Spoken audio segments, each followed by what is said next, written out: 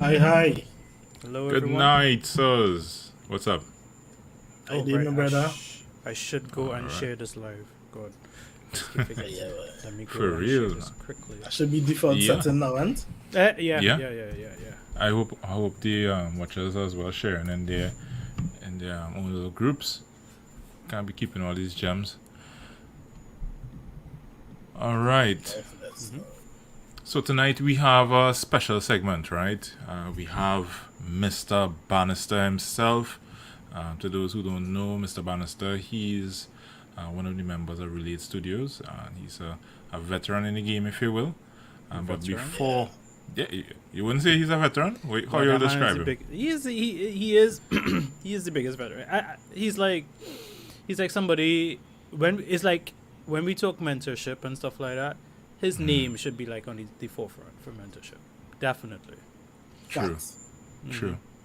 When you hear about Juma, though, what's the first thing that comes to mind? That's a weird name. So that's the first thing that comes to mind. Definitely. Fair. Yeah. Well, for me, I don't know. When I guess I hear and think about Juma, the first thing I think about is professionalism. Correct. Super Absolutely. professional. Absolutely. What about you, Owen? To me, is the his catchphrase. I guess the company's catchphrase. It's good to relate. That's what I know him for. That's according to Kyle the Red Bow Ties. We'll get into that that too. is true. Yeah. You guys remember he was he had a company before It's Good to Relate. I think it was Flow Studios. You guys remember that? Serious? Yeah, Flow Studios. I don't know why. I can't remember why he changed, but I guess he will let us know why he changed to It's Good to Relate.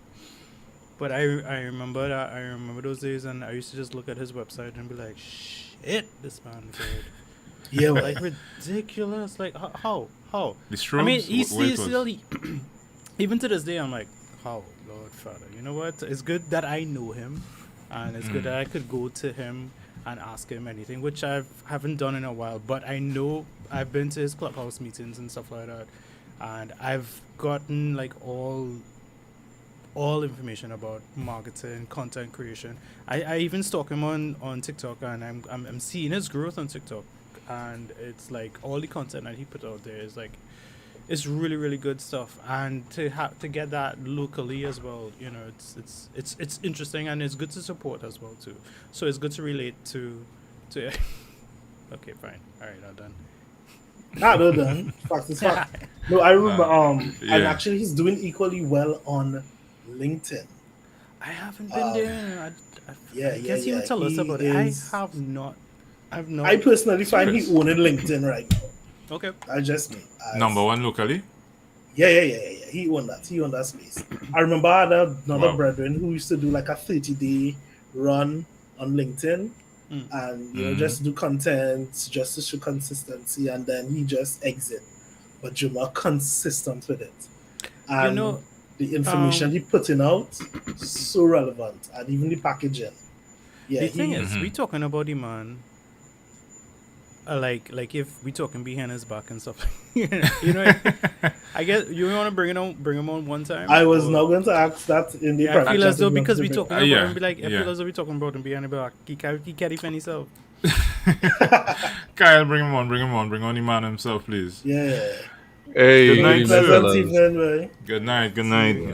Mr. Bannister. Mr. Bannister. Not worthy. It's Not good to be worthy. here. It's good to be here among good people. So Uh, so thankful for that. Thanks for having me, guys. I appreciate that. Yeah, man. No Thanks worries. for man. coming on as well.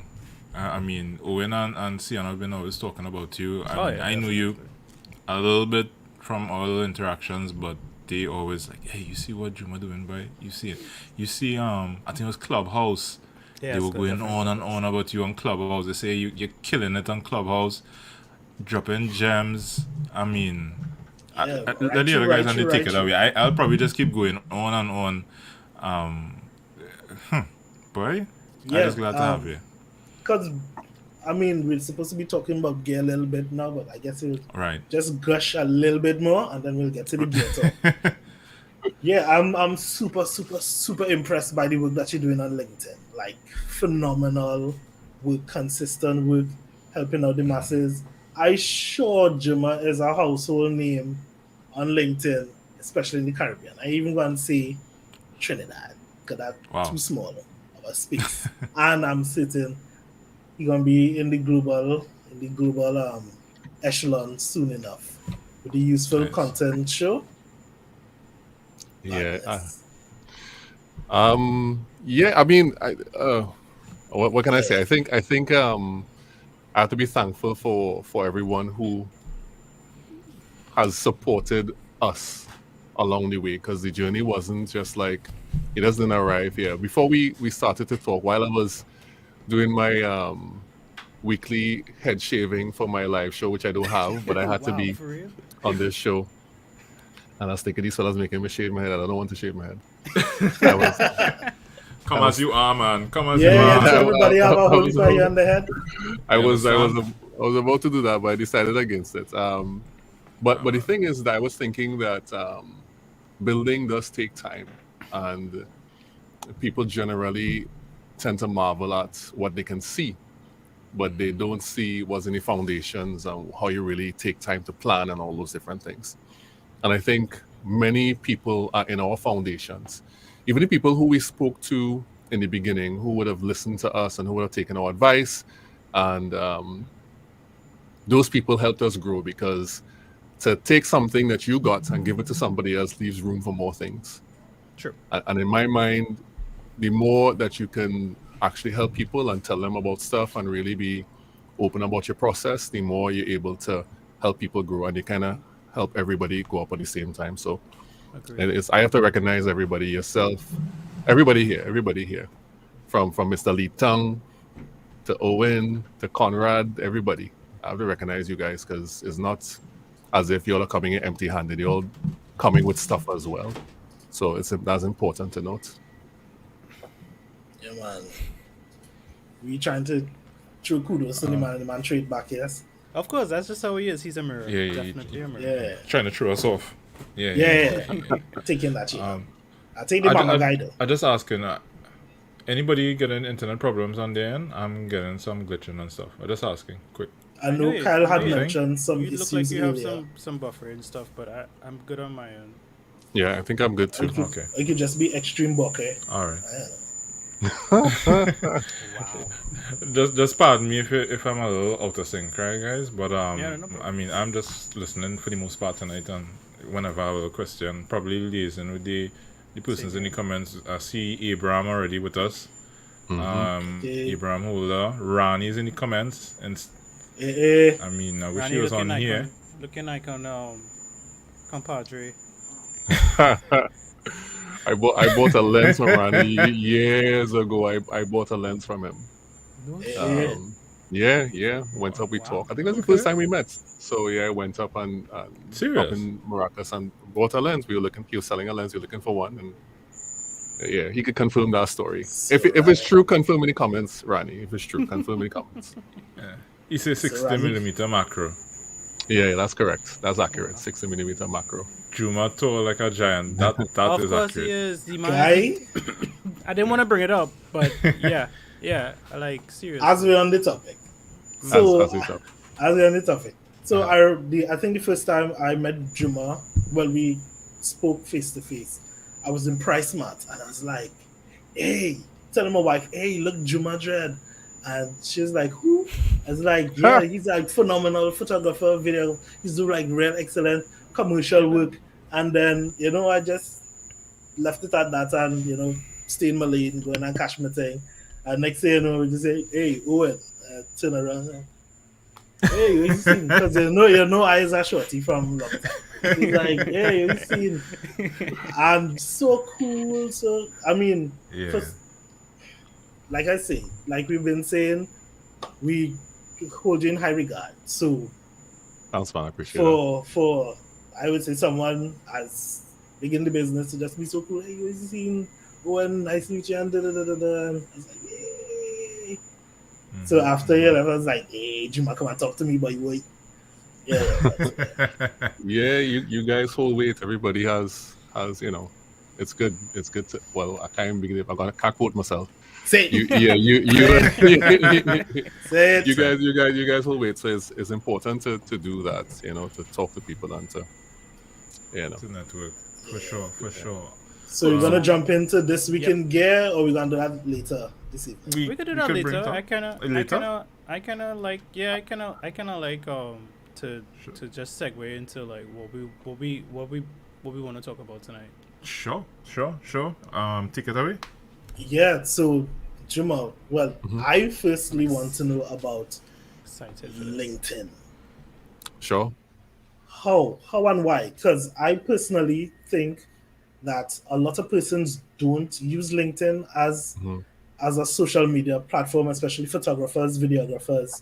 They I think they neglect it, to use the word. And I've seen you, like I say, winning on the platform. Why LinkedIn? And yeah, well, essentially, let me start with that. Why LinkedIn?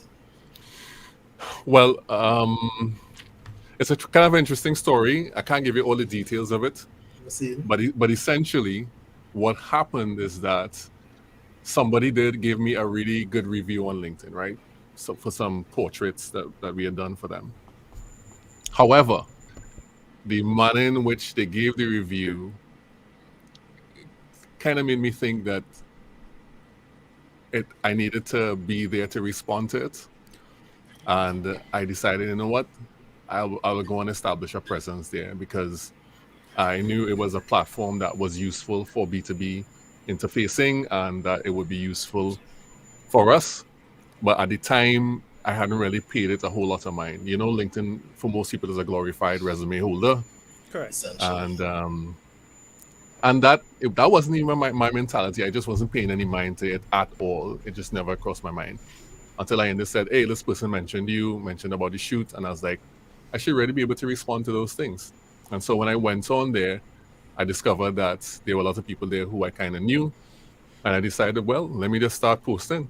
I didn't really have a plan at the beginning, but after like a month or so, I said, you know what, how my brain works is like this. How I do things is like this. I commit to things for a whole year. So if I'm doing something, I do it for a year. And after the end of the year, I assess it and see what the growth has been like, whether it makes sense or not, and then we could kind of Evaluate. recalibrate and see if we're gonna go ahead with the thing. So right now I'm in month 10 of LinkedIn. November, December will make it a year. And so because I committed to it for a year, I post every day for this period of time so that we would grow. And at first it was like we're not really doing marketing on the other social media platforms for Relate, and building a personal brand is important. I knew all the reasons why I should do it. But then I said, you know what? Let me double down on this and build awareness and try to find a way to make this work for us. And that's precisely why I ended up there. Wow. Yeah, that's Wow. that's great. So, from just replying to, I would say, building a mini dynasty. Probably going to be the size of China shortly, but let's have it mini dynasty. So, about the useful content show. Forgive me if I got the title wrong. What led to that What led to that series? Or series? Well, Aina and I had always talked about being able to teach people and train people and mentor people. That's something that's been on our hearts for a long time. We had tried to do it in 2013. We had tried to do it through Elevate Caribbean, which was an initiative we started. And I don't think the timing was exactly right. At that time, we had brought in a photographer, and we had a workshop, and it was a thing. And interestingly, right before the pandemic hit, we had kind of started back up. We just ran a workshop on the business of wedding photography. I think I Okay. remember that. Yeah, and that was like in March, and it was well attended. People loved it. We met new people. It really went well. And then in May, things just kind of fell apart with this Wow. global pandemic. We couldn't run any courses, and we didn't have a system in place to do it digitally. And so by the time I got around to this year, and I had gained momentum on LinkedIn, one of the things that I kind of did, which was not necessarily planned, but turned out to be very good, is that I applied for LinkedIn Live. And LinkedIn Live was really hard to get at the time. There are people who had applied for like scores of times and got denied. But because I had built some of momentum, I was posting every day. I applied 3 times, and the 3rd time I got it. And then I said, well, now that I have it, what am I going to do with it? And that was the question. A quick question, so please. Quick question, yeah, go ahead. Question. I was just wondering, what do you have to do, or what are the requirements to get LinkedIn Live? Well, first of all, they don't tell you what the requirements exactly are. They only tell you why you won't get it. They've outlined some things that will prevent you from getting it. Wow. So you have to have 2-factor authentication before you apply on your LinkedIn account, which simply means just downloading the Microsoft Authenticator app and having that on your phone, which is simple enough. Your account has to be in good standing, obviously, with no strikes against it, nothing against it, because you don't want people to give in trouble. Of course. And that's basically it. You just apply. So they're not really 100% clear as to what the criteria is, but it would make sense that you're active. I have a question, and this is most time to like photographers that use the other platform like IG, Facebook, and stuff like that, and who have websites. What can LinkedIn offer us? Because again, I don't pay attention to it. So, what can they offer us? Seeing at how we're more like a visual.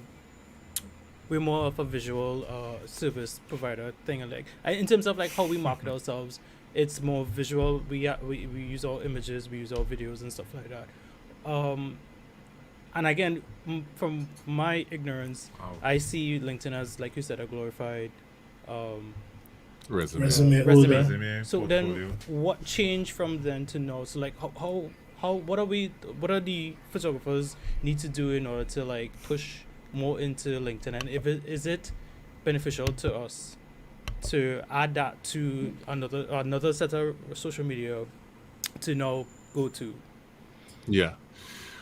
Well, I will talk to I'll answer your question in the order you ask it. I will say that 100% yes, there are benefits to being on LinkedIn. Okay. LinkedIn over the past few years has changed tremendously. LinkedIn did not allow video before, and now they allow uploads up to 15 minutes from desktop. That's a massive change from years ago. Okay. They also have been tweaking the algorithm. The algorithm was real good in 2018, 19, and most of 2020 for organic reach. It was ridiculous organic reach for LinkedIn. Now, recently, they tweaked it, so now the algorithm resembles more like a TikTok algorithm where there's a slow burn and they focus on dwell time. But to answer the question about photographers, 100% there are opportunities for B2B interactions and even B2C interactions on LinkedIn. And if you're in the commercial photography space, it's a good place to get your name out, because what tends to happen is you can curate who you talk to and who sees your content by interacting with their content. So if your desire is to interact with businesses locally, and you can look at the leadership of certain businesses, you can connect with them, follow them, you can get in their comments. And once they are active and they don't unfollow you, they will see your content. And generally, visual content on LinkedIn, if it's very unique, tends to get a lot of traction.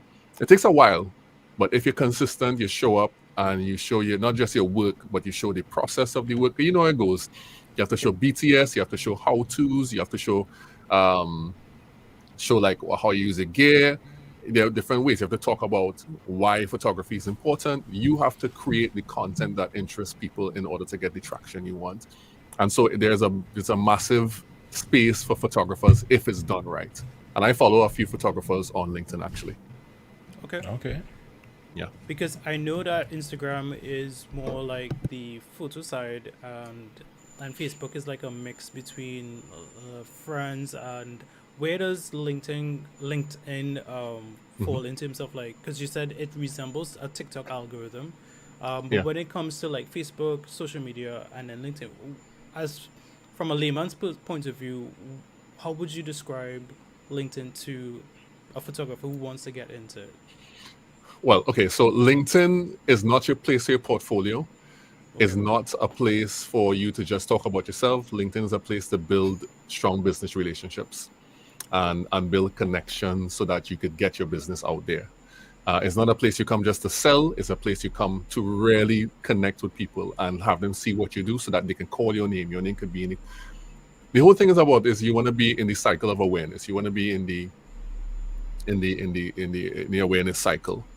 And how you do that is by turning up frequently on any platform. Some platforms give you more organic reach than others. Some platforms you have to pay. LinkedIn for me has been one of the platforms where I get to meet people in Trinidad and Tobago and in the Caribbean who I would not have that conversation with on a usual day. Okay. So I have met people on the platform who are serious about business, who I just would not have met at all. They're not in my space and my sphere. Circle of influence at all. Yeah. If I were to go about my daily life in the next 10 years, I just would not. Well, now it's even worse. I just would not even see them. Wow. Right? Valid point. And so what it does is it exposes to people who are there, they are doing stuff. They are out there. There are lots of lurkers and stuff, but the people who are doing stuff, creating content, promoting their business, talking about what they're into, their eyes and their ears are out for people who can collaborate with them. And some of those people they give business to. Some of those people you just build relationships with for future purposes. Some of those people are just you learn from. Some of those people you teach.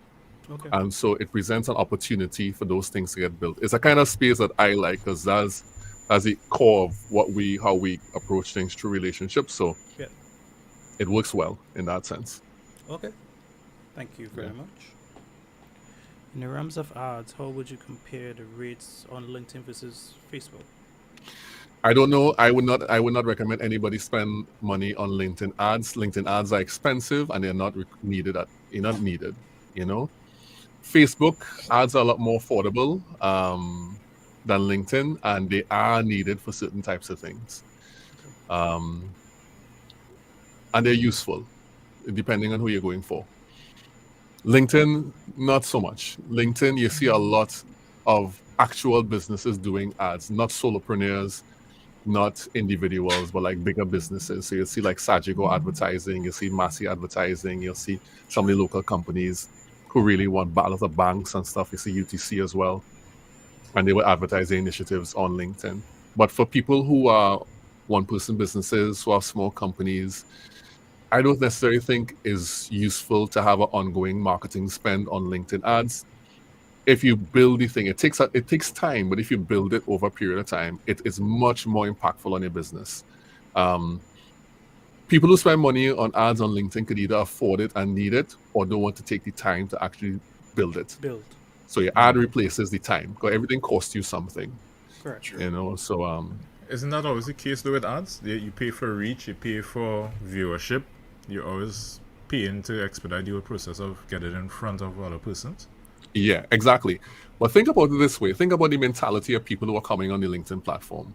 Okay. Nobody likes to be sold to. Advertising as it exists today in the world is something that people are reassessing. They're having let me put it this way. If I come to sell you something, there's an immediate resistance inside of your mind. Right. You're like, bombarded all the time. Yeah, because you've been sold. Right. When people scroll past ads on LinkedIn, unless it really intersects with a need that they have, you know, the way that you sell people on LinkedIn is by giving them something they want over a period of time and and this is language of one of my LinkedIn connections, Jared, making your prospects warm. He's a seller man. Yeah. And what you do is that over a period of time they get to know you. You know the formula, know like trust. That's the marketing formula. Know like trust. They get to know you. They say, this is a cool guy, and then they trust you. And when they reach the trust phase, then you could make an offer. Gotcha. And if you make an offer, it intersects with that particular state that they're in, then you could sell them something. So or what may happen is that some people may never interact with you, and what they do, they're observing what you're doing, and then they may make a recommendation. Or the day that something comes up, they say like, because we got messages like that. Yeah. Just a quick question, or more like clarification. So what you're saying is that LinkedIn is more of a professional networking kind of thing. As Yes. a solopreneur, as they would say, a small business, Mhm. you just may get better value out of simply, I don't know, dropping like hints or tips, that kind of videos, those kind of stuff. I mean, I'm just trying to get clarity. It was like you say, hey girl, we're going you know, drop in hints. Dropping hints. Well, let me put it this way: Uh-huh. you approach the, in my estimation, and what I've seen and what I've learned from people who have been on there for a longer time than me. Right. You come on with the mind to give people stuff, Oh, and okay. that could be from your expertise, that could be inside of, there could be your support, whatever it is. You come on with that mindset.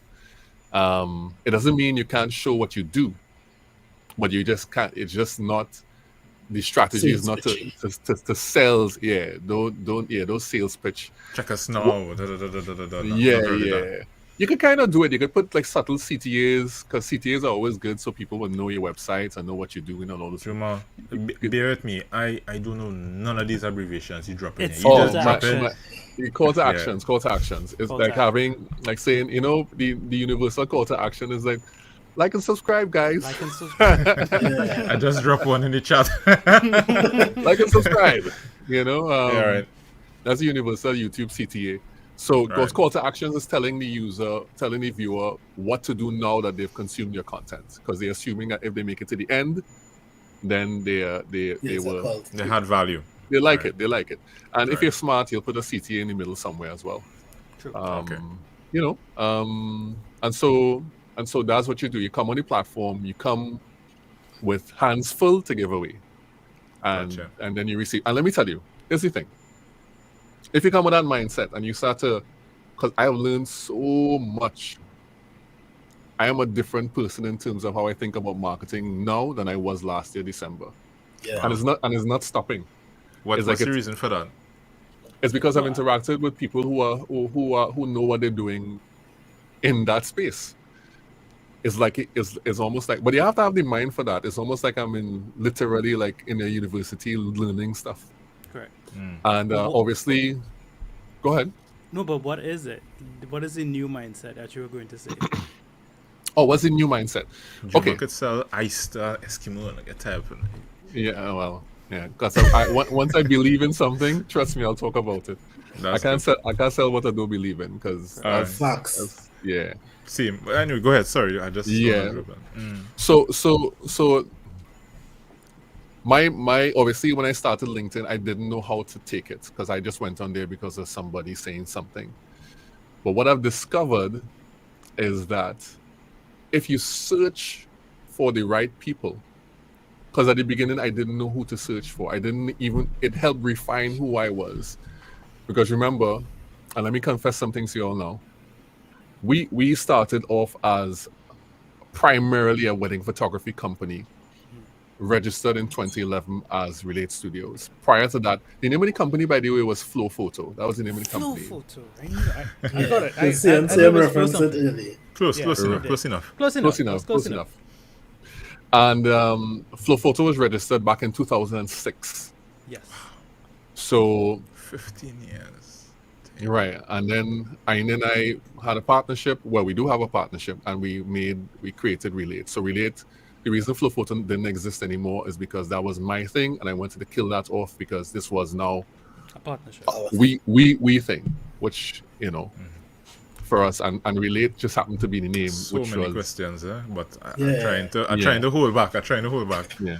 You had to wait for him to finish one and then ask. Yeah. Anyway, I can't remember what the question was, but let It me was just like say, Sorry, oh my Your God. new mindset, the new mindset. From, yes. from Right, December right. 20, yeah, last year. right, right. So we came through that process. I was a wedding photographer, and I was clearly dedicated to that, learning that craft and getting better at it. That was me. And then at some point after 2014, my mind started to transition. That I said, I don't want to be 45 and shooting weddings. And I ended and he's the kind of guy, he's a really good dude. he's commit to something. He's commit. I commit to things until I feel a shift. Okay. I could feel something shifting, and so 2015 to 20 whatever was a transition for us. And coming into LinkedIn was like you've transitioned, but now you're going to learn why you've transitioned. And so in terms of being a wedding company to really honestly being a strategic marketing company, because that's what Relate has turned into now, it has changed my mind how to think about content, how to think about marketing, how to approach it. It just transformed how I think about it. Like I could talk about these things now and it's like, yeah, I knew it, I felt it all the time, but now I could articulate it. I could articulate, like, you know, and so really and truly, I do photography still, but I am not really a photographer, if you understand what I mean. Yeah, What do you mean by that? Your definition has evolved, like you said. It's continued to evolve. So, Yeah. I So definitely understand. so you could let me give you examples like Chase Jarvis. You know Chase Jarvis, right? Of course. Yeah, creative Creative life. Live. He started off as a photographer. We used to look at him back in the days with lighting and stuff like that. But would you call him a photographer now? I see he's more a businessman slash Kinda not really. No. He's a stalwart in the industry, somewhat. Yeah. He's an educator, no? He's an educator. He's like his role is shifted. So one guy who has remained a photographer is this guy Joe McNally. He's remained. He's a photographer. I haven't seen his work in a while though. I don't know where he's at. I don't know where he's at anymore. He's still doing weird stuff. Weird stuff ever so often. Yeah, he's remained a photographer. Nikon guy again, right? Yeah. Nikon guy. Noticing a trend tonight, you know. We I'm coming for noticing Juma. We're coming for you all, you know, as we get. So he's a photographer. So for me, that's the transition I made. I do photography, but I wouldn't define myself as a photographer. And that had to shift because then I wouldn't put that first. I wouldn't put the talent first. I'd put how you think strategically first. And that comes into how you build the business and all those different things. It has to shift. If that doesn't shift, then you remain the same for the rest of your career. Okay. And that doesn't augur well for growth and for will. I mean, some people need to remain photographers. That's fine. You know, some people need to do that, and that's what their calling is. That's what their vocation is. That's a passion as well, right? Yeah. That's like the thing that you're good at, the thing that you're passionate about. You know, your vocation. Some people do that, and that's what it means. So. Quick question: what if you say you're no longer a photographer? You wouldn't describe yourself as a photographer. What definition? What you would describe yourself as? I would describe myself as well, I am primarily an educator now, as well.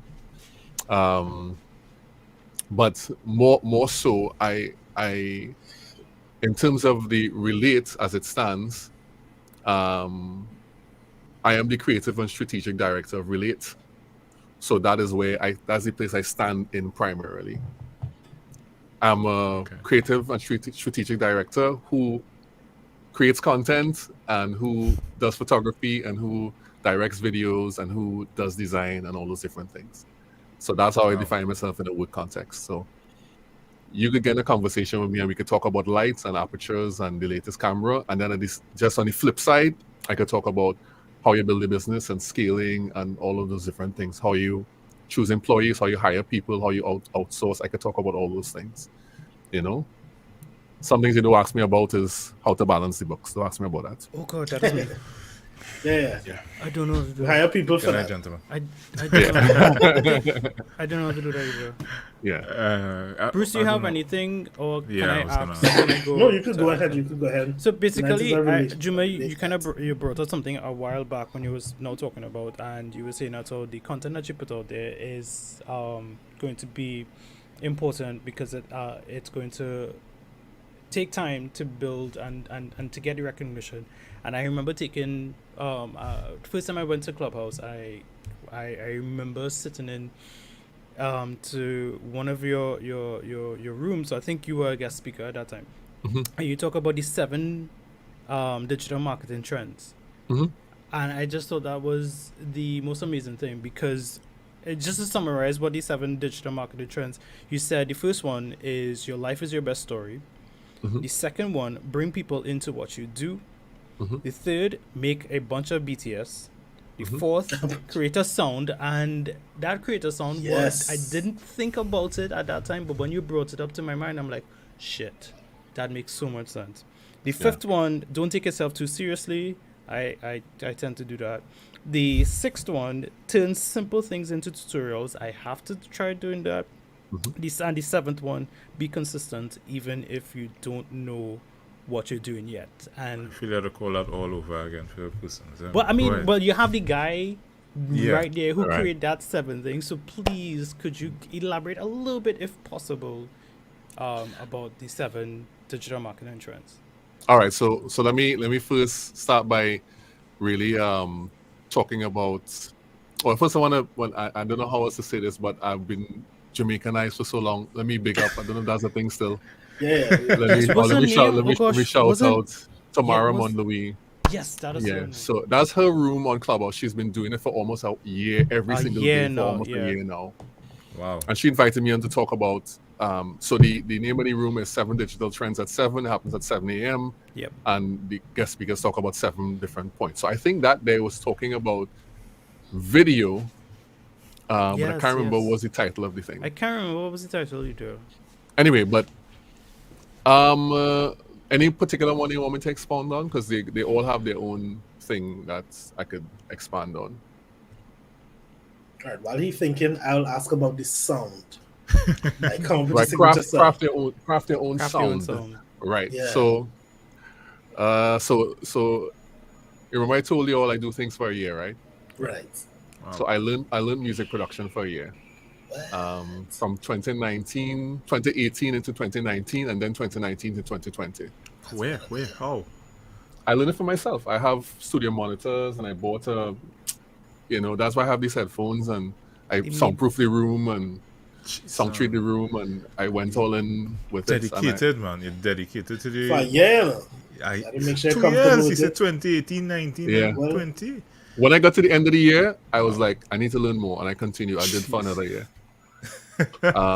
And so there's a certain point when all of the music coming out of Relate, I was making it. I was making all of the music. How? Until I learned how to produce, and I made the songs for the videos.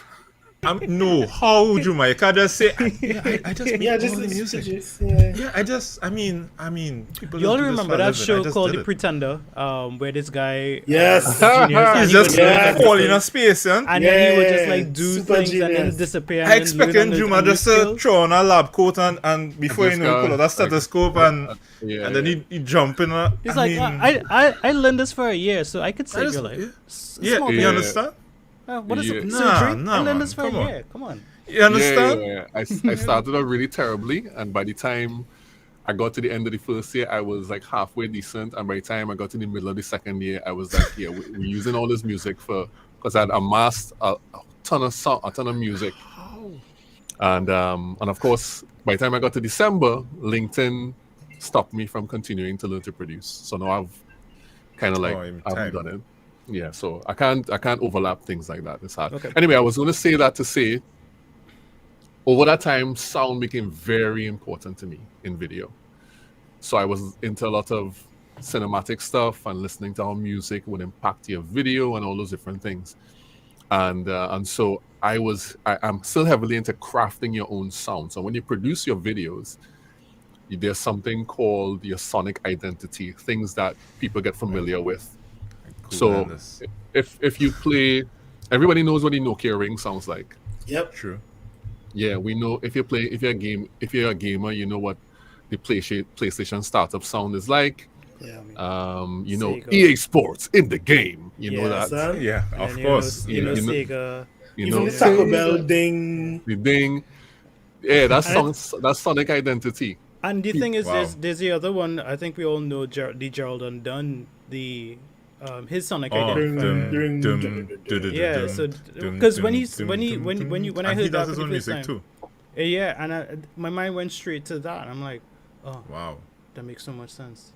Even Netflix have their own thing. Exactly. Come up with Netflix. something. I have to come up with something now. Is there a time limit to it, or should it just be like just a couple seconds of it, a Any minute of it? tips? Any tips? I open Once right it now. could I just- identify you. Well, I would say you don't want it to be too long because you want people. So you wanted people to be able to do it with their mouth. So like if we were to imitate Netflix, we'd say, "Doo-doo," we kind of do a thing with our mouth, Yeah. right? Right. So you don't want to make it so complex that people can't do it with their mouth. And Okay. so you want to keep it in like A scale or C. Well, Hey, sorry. Don't worry. We will pretend we know what it is. You understand? We will I pretend. make some We would- notes. Yeah, we will A, pretend. yeah. We will pretend. The key of A or C is like a normal. D is a nice place to start too, according sure, to sure. Hans Zimmer. Come on. Man, Anyway, 2 we'll years, save the Juma, line. why? We'll 2 save the years, line. why? Anyway, what I was saying is that just keep it short. But distinct enough that people would know there's a difference between your sound and another one. So I Okay. created a sound for Relate, and for the live show that I have, I did the music for that. So we that music on that live show is one I made, and I'm going to use it for the foreseeable future. Wow. Yeah. Yeah, because I remember when we spoke about the sound, and I remember your sound for the Oh, LinkedIn yeah. show, and then I was like, Yeah.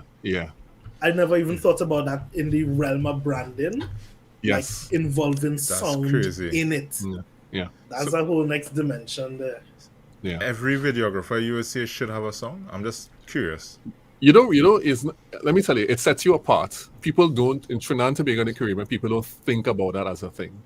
It's something, and here's what I tell people. Find very simple things, low-level things, hanging fruit that could set you apart, and implement those things and keep on implementing them. The issue is that people they don't build all the structure and they're not consistent with it. Wow. So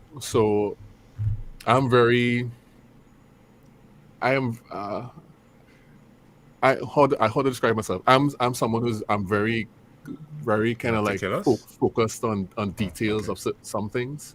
Okay. And Nicholas, who edits for us, he's our full-time editor. He's a really team.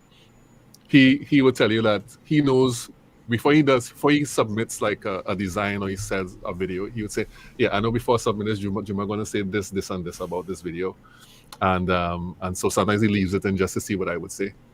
just to prove, just to make a bet and make some free money. Just to make Free a money. free for money. But the point is that if you can do tiny things that make you stand out, just do it. Just do that. Find like tiny little things that you can continue to implement and stick with it. If you say something a particular way, say it that way all the time, because it takes time to in people's mind to establish you as somebody who they know. And Okay. if you shift too much times, they can't triangulate you and they'll forget. So my definition of branding is this: a brand is the thing that people don't forget about you. That's my definition of a brand. Okay. Whatever people don't forget about you, that's your brand. So if people interact with Owen and they leave and they go, whatever impression you left on them is a seed you plant in them. And whatever fruit it produces, that's the fruit they're going to share with somebody else. They're going to say, when I interacted with him, this is how he was, or this is what he said. And they're not going to remember the whole conversation. They're going to remember some key things. So let's take Rani, for example. Rani and I met once, and I probably saw him other times. But we had an interaction. I remember my daughter was there. She was very young at the time. And we got to the car and we talked. It wasn't just like, give me the lens, give me the money. We talked for a little bit. And, I got to know him a little bit. And I got to know a little bit about him. And I think when his mom passed away, I sent him a message and different things. And so, that was like one interaction. But there's some component of that he doesn't forget about me. And so your business and your brand is like that. What people don't forget about you is what they will take with them. And that is what motivates them to share their experiences with someone else. So that's very, very important. Yeah. Wow. Anything else? Sion, I I think could- you had one of the stuff. So the thing I wanted to find One out of the is seven. the number 2 part of the digital marketing trend, which is Mhm. bring people into what you do. Use video to take people along with you, record your process, allow people to get wrapped up in your process, and by extension, your product. So here's my problem. And I think we all have that in some sort of form of fashion. I don't want to there's always say just produce it and just let it out. So it could be how bad or it could be how good. I kind of hold back because to me I feel as though it's not good enough and I don't put it out there. It could be either video or something, because right now I'm trying to get into BTS stuff and I have to let go of the perfectionist part of that and just do it and just forget about. So bring the people into what you do. Could you explain that a little more for me again? Right. So part of your responsibility is to maintain a relationship with the people who you are supposed to, I don't want to say sell to, but I want to say service. Like supposed to serve. Okay. And it's like when if somebody comes to your house, anybody ever had like pizza or any food delivered to their house? Or anything at all, like I live in the bush, or they don't come up. They don't come up. Yeah, Santa Cruz. No, they don't reach up by me. They don't reach up by you. Yeah, they had to climb Mount Tololo to reach here. Yeah, they ain't good. None of that. Not even Mario's. All right, okay. So let's just suppose all of us were living in the heart of Port of Spain, right? And we got pizza delivered. Okay. Fair, or Woodbrook or down in the west, right? And we got pizza delivered, right? Do you invite the pizza man inside your house? Or do you just we keep him at a distance, keep him at the door? It's not that type of video. You keep Oh my lord. Anyway, I'll act like I don't know what that is. Wow. Bruce is very lost, so it's fine. No. I just remember we were talking to. It's like, but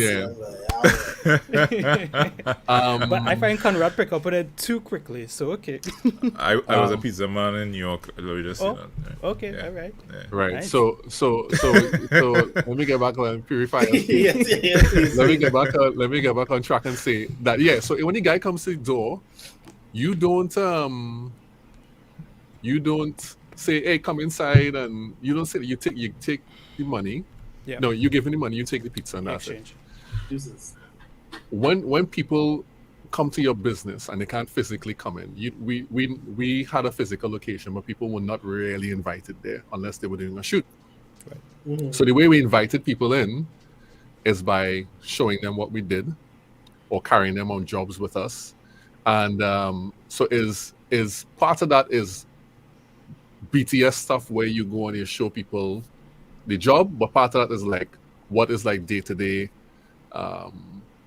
relate things like, or how do we think about things? What is our perspective on creativity? What's our perspective on photography? And you share some of those things. And so that is what takes people behind the scenes of how you think about it. Because if not, then you're just a vanilla photography company. You're ringing bells here right now for me. I don't have a physical space, and you have me thinking like how I could incorporate something. Would you say daily is sufficient, or? Well, it takes work. That's what I would say. Just to be consistent. Just to be consistent, make a promise and then keep it. If you tell them once a week, do it once a week. That's it. If you tell them twice a week, do it twice a week. And I do a year. You could commit to however long you want, and just do it for that time. Wow. You know, whoever it is. Thanks, Juma. Thank you. I just DJ. No, just tell them before I forget. Thank you. Yeah. You're welcome. But yeah. So that's how you invite people in, and it could be. Let me tell you, I for photography in Trinidad and Tobago in particular, and the Caribbean too, there are many, many, many, many talented people. If you're competing on talent alone, you're probably going to lose. Yeah, most often than not. True. Yeah, you're probably going to lose. So what else do you have to offer? And you have to think about it in that way. You can't win on price because we know that's a losing battle right there. Yeah, the bottom, $1,500 man. Yeah. We can't on that. We can't lose. You can't win on price, right? So you can't win on price. You can't win on talent alone. What else are you offering? What it is that you don't want people to forget about you? Yeah, he had nice photography, but these other guys are nice photography too. Yeah. You know, yeah, it's just not good enough anymore. Having amazing photography is not good enough anymore. Yeah, what kind of person, what kind of character, and how you treat with the people. You know, how do you invite them in? Especially when it's B2C stuff, personal stuff. You know, so that's important. And that goes straight down to point number 5. Don't take yourself too seriously. Yeah, That's hard. I would say that's a pinch of salt type of thing. I Yeah. think depending on what type of person you are, that can mean different things. It just depends. Like for me, that would mean that I am very engaging with people and would ask them questions and would have them respond and would try to make a joke out of some things. Right. Some people are just not like that. Some people are generally very stoic. And some, that could be a thing. You could think it'd be stoicism. You think it'd be, I'm serious and dark all the time. You know, I like Batman. I'm Batman. You could be Batman. But if you, and let me tell you, here's the advantage of living in Trinidad and Tobago. Trinidadians, Trinbagonians love silliness. True. Everything is a joke. Everything We are is fun people. Everything my is a goodness. kiki. I am shocked by how you could just make one stupid video on TikTok with a meme in one of the politicians and your video goes viral, you know. Trini TikTok No is joke. crazy. It's No joke. crazy. No joke. I have a friend, he made one video, about money and memeing something about money. It was a funny video. I think he washed his clothes and he found money in the washing machine, and it was 16,000 views. One video, first video ever posted on TikTok. Wow. And I coming in with here's how you build a business. 100 views. And you're struggling just to break triple digits. Yeah, you know. A quick segue. Would you say we in Trinidad value tangible stuff more than intangible as a small business? How you see a person could present value? Can I touch on the value? What you could present that's different beyond just simply your skills or Will you say we value tangible stuff more or intangible, like personality? And stuff I think we are starved. Trinidadians are starved for excellent customer service. We are starved for that. So much so that our standards are pretty low. We don't have a battle for that as yet. The company that can do that in any Shape or area, form. any industry, who can perfect customer service both from the technology standpoint and from the human interaction standpoint, they will stand head and shoulders above everybody. Could Right. you expound on the two the So technology? the technology part is a customer experience. So if you have, let's just say, a website, or you have a process to get people from interest to buying, that has to go smoothly. The automated systems work well. You're able to do things like pay online. You're able to get things delivered. All of that process, which I know is another story, but we'll get to that sometime. Yeah. So from people's interest, when they're clicking on your product, to the point where they receive it, that is efficient. Communication is sent. If they have any queries, they're able to call somebody or inquire, or there's an FAQ that could solve the problem fast. If they have any challenges, there's somebody who can talk. All that part, taking the client from the interest in your product to them having it and using it. And once that is well, and the product is actually good, not even starting to talk about the quality of the product. Once the quality of the product is good, which is another experience that they will have, then they could turn around and say 5 stars, right? But also another part of it is how the humans in the business interact with them when they have to interact with humans. So the other day I went, actually this very shirt here, right? This very shirt. I had to get one of these, a red polo. And so I went to Detour to get it. This is the first piece of clothing I was going to buy like in 2 years because of the pandemic. So I went to the mall, went to Detour to get this shirt. The girl who was helping me, she's fairly cool. I picked it out and whatnot. came back to the counter, rested on the counter, and these three ladies are in the middle of the thing. Not to call out detour, I would just explain what happens. And they're having a conversation about some problem they're having with the computer. Now, I'm standing there. I kind of had to miss. Very, right? I'm standing there, and they're having a conversation. I'm like, I almost like took on my phone and put on a stopwatch to see how long it would take them to turn around and be like, and acknowledge your presence. And acknowledge like, oh, sister, we'll be with you in a minute. Just that alone. We're just trying to solve a problem here. We'll be with you in a minute. Nothing, no words. Until eventually, I think the person who was like the manager or the supervisor was like, all right.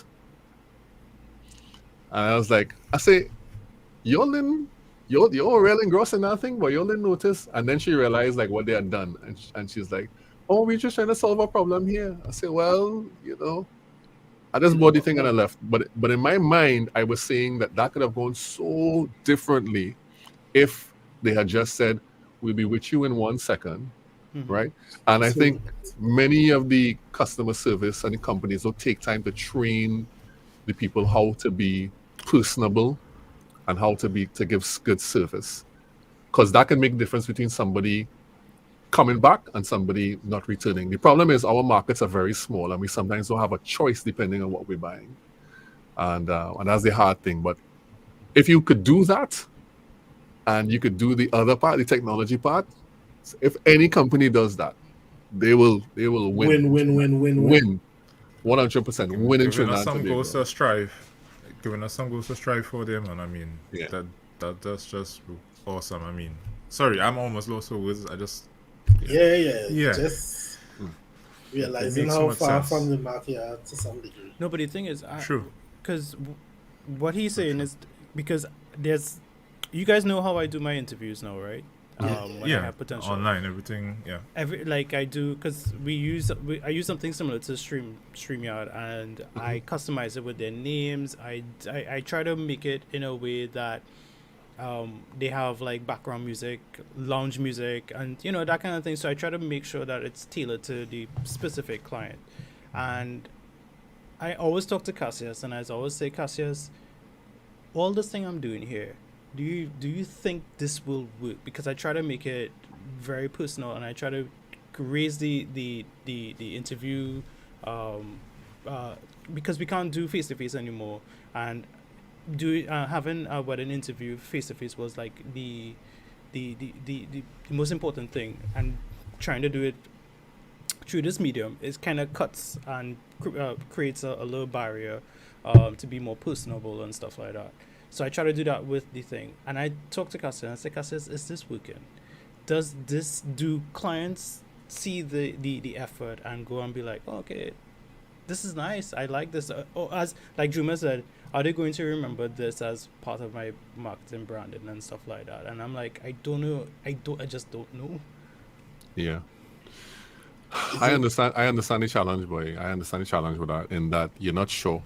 I think the thing is that think about if two people are starting a race and one is starting with the ability to treat the client well, having nice things that will make them feel comfortable and all those different things. If you start at the same place, but you have this thing that allows the client to feel comfortable and at home, you have a process to do it. And then you have the music and the visuals to go along with that. And then you are organized, you have the questions to ask them, you have all the responses down, you follow up with a thank you email. You have a process, they book on a calendar, they get notified on their phone. Correct. And all those different customer experience things that allows you to stand out, as opposed to the man who's saying, email me now. DM for price. DM, message for price. Yeah, and it's just like and it's just a simple Zoom call and real ugly video, and I'm looking at it, and the challenge for me is like I have to stop looking at that part and just kind of focus on me and just be like, yes, he will get his clients, but just focus. I mean, I don't know. Like I said, it's a difficult thing to. Yeah, don't focus. Focus on building the thing that is required for you to do well, and right. There'll always be people around who doing amazing things, and is never as good as you think it is internally. Everybody has their challenges internally, Agreed. and so don't get too excited. But people always say you don't know how people get how they get the thing that they get. Correct. Yeah. True. So Indeed. so you do you, and whatever it takes to build your business and build it correctly, you do that. So And do it for a year and see how it works. that's what I do. If you want Okay, to that try whole that year- system, I have you can try. so many It's not questions. bad. Try that. It's not It bad. makes sense. You were going to ask anything? Anybody was going to ask? I want to. No, you go ahead, Beros. No, You go ahead. bro. Yeah, You see a whole year, Juma, a whole Mm-hmm. year, 52 weeks, 365, sometimes 366. Mhm. Any tips to be consistent? Yeah. We always plan for the best, and then when time hits us, or when we have the best of intentions, stuff come up and we just struggling to keep on track. Yeah. All right. Well, the main thing is that you set some goals beforehand. So you say in the year I want to get here. So you set some kind of checkpoints. You can set one big goal for the end, right? Where you set and something that's reasonable and reachable.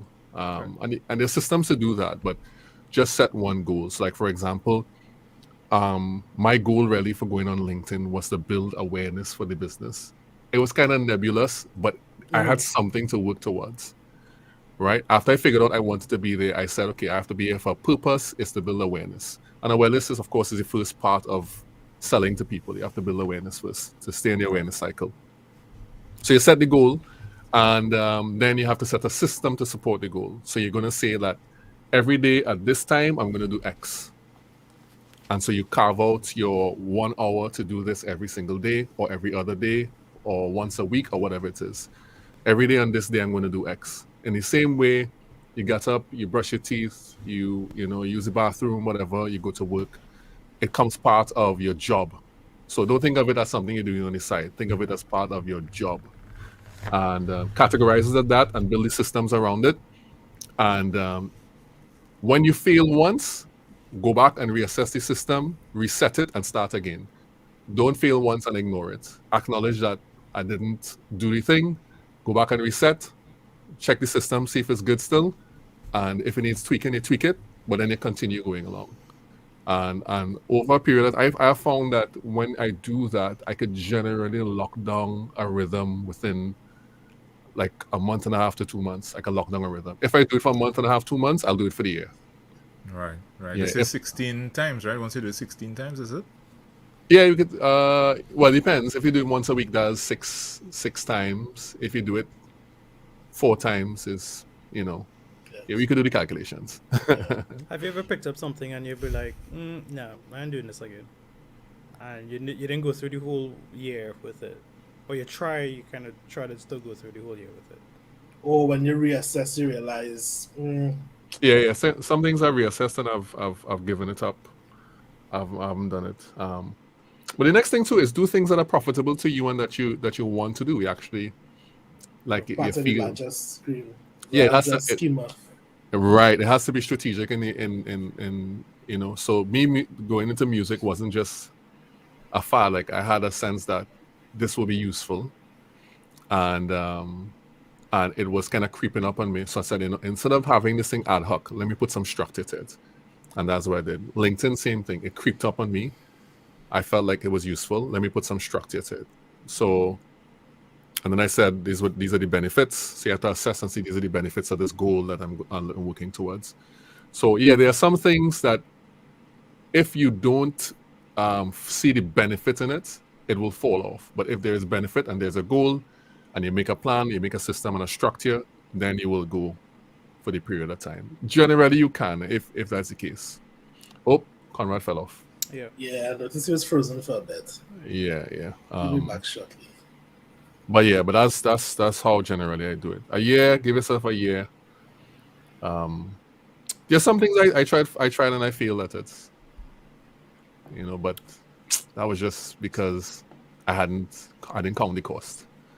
Bruce, can I ask another one though? Yeah. I think this one is we're mostly relating for- tonight. Yeah, I Rigid. think this one is definitely for anybody in the audience who probably if you guys have any questions, please let us know, and Kyle will actually pull it up.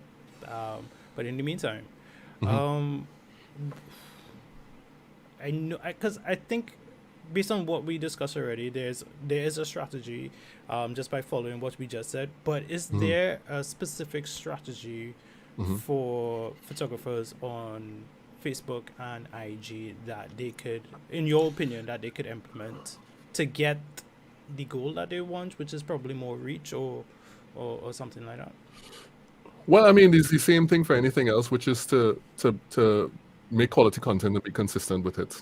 Right. IG is IG is not a photography platform anymore. Correct. Yeah, it's a video platform. That's it. So that's a thing. But photos can work well in video format too. So you use that to your advantage. But from a reach perspective, there's no hack. There's zero hacks for those things. You have to make the quality content and you have to be consistent with it. Just those two things. And by quality, I mean it has to have a goal and has to be thoughtful. You have to think about how you're doing it. Right. And that's it. How many times a day do you post on IG? Once a week, every Monday at 6 p.m. Once a week.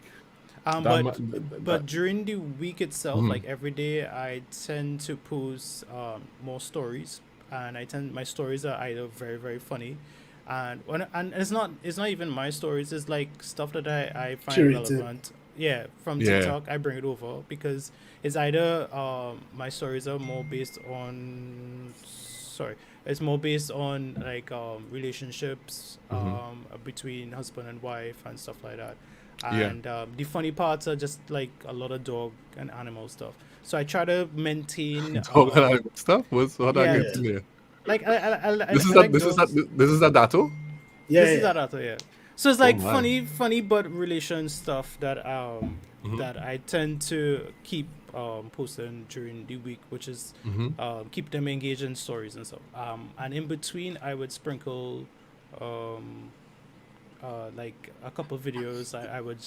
I call them tough questions for your significant other. I sprinkle Okay. that in between, Okay. and the tough questions could be like I think I have a few, and this one off the top of my head, what scares you that I don't know of. So I sprinkle that in between the Mhm. week itself. I've been neglecting that these days, Mhm. but the big post is Monday at 6, and in Mhm. between it's stories that I post up, and in between that as well, it's those little 5-second videos Mhm. with, well, like you said, is pictures, but I have the caption just animated on the thing itself. Yeah, Mhm. Mhm. so that's what I try to do. Well, at least you're doing something which is consistent, and yeah. I think the main thing for for coming up. I, yeah, somebody was trying to call me there. I think the main thing is that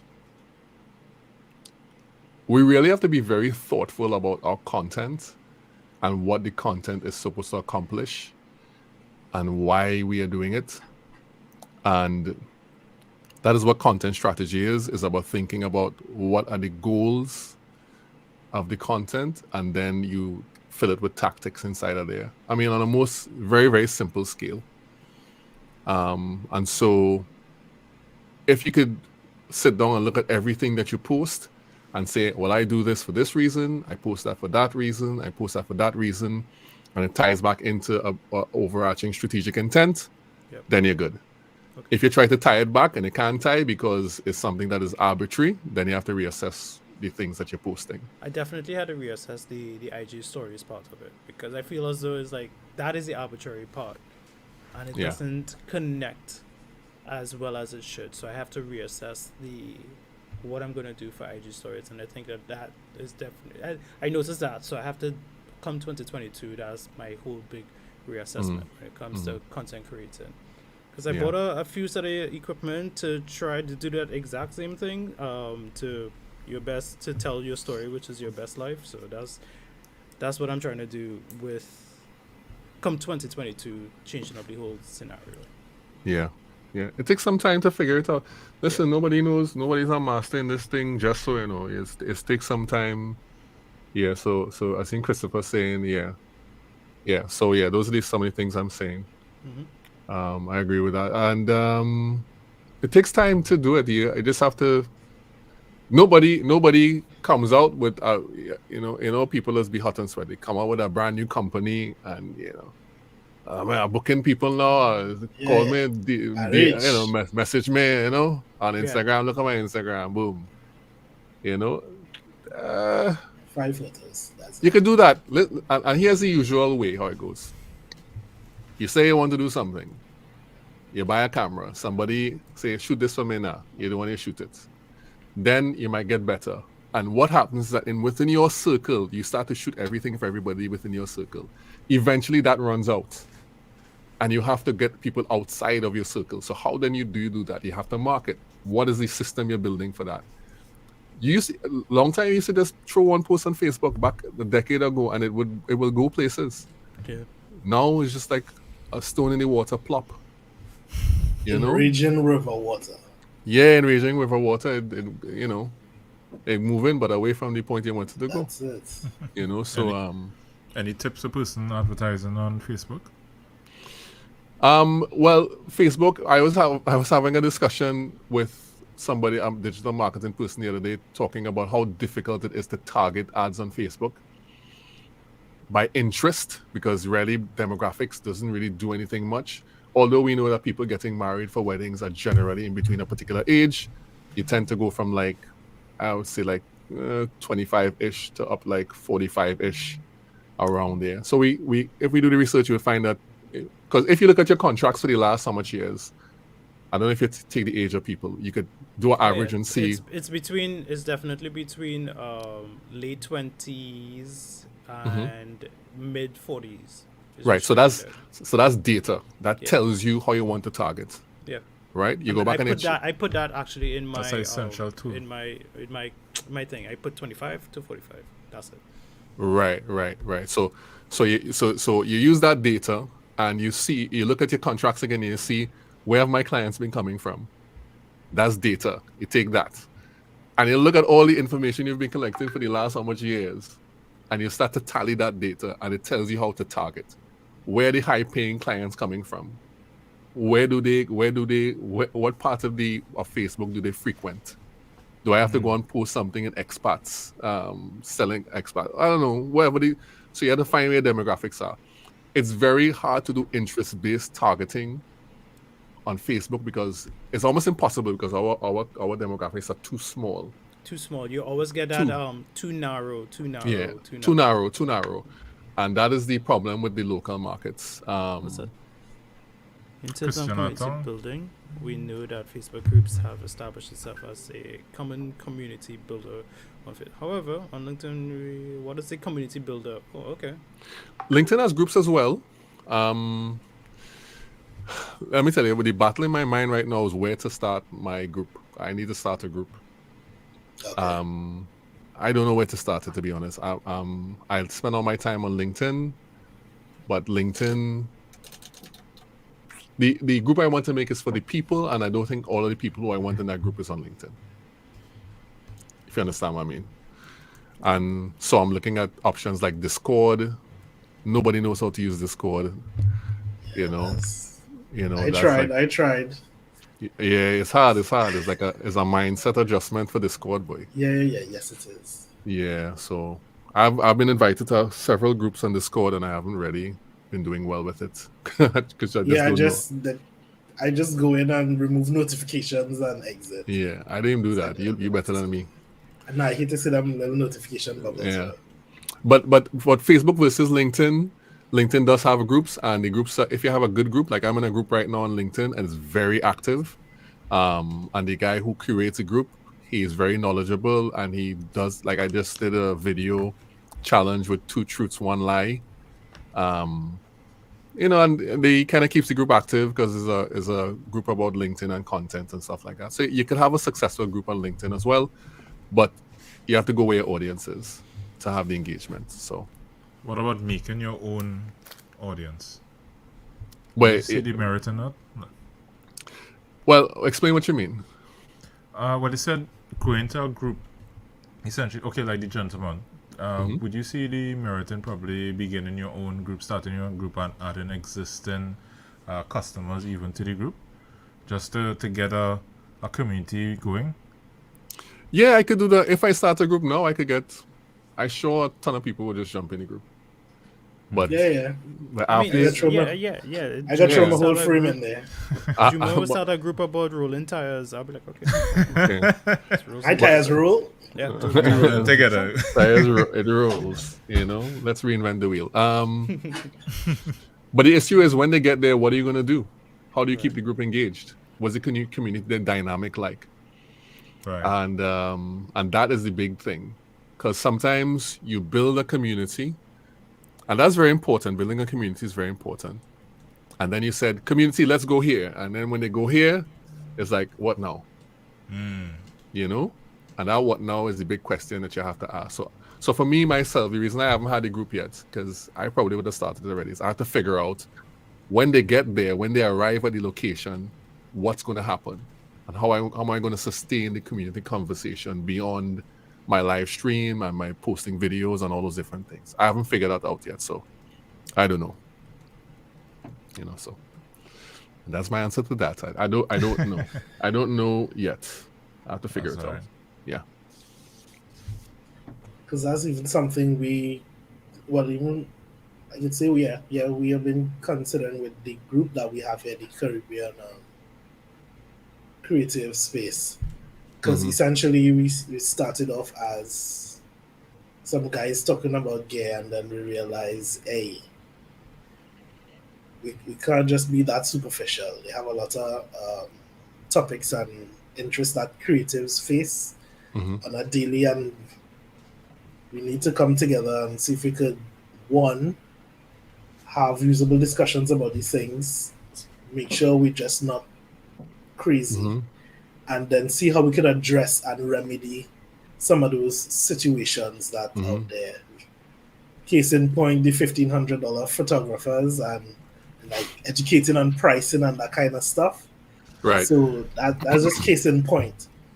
So we created the group. We've had interviews. We have that content up, but minus that, what else? Because I mean, we talk about gear a lot, but that's not be all and end all. So how do we make it valuable to those who honor us with their time and their attention? That's a very good question. All right.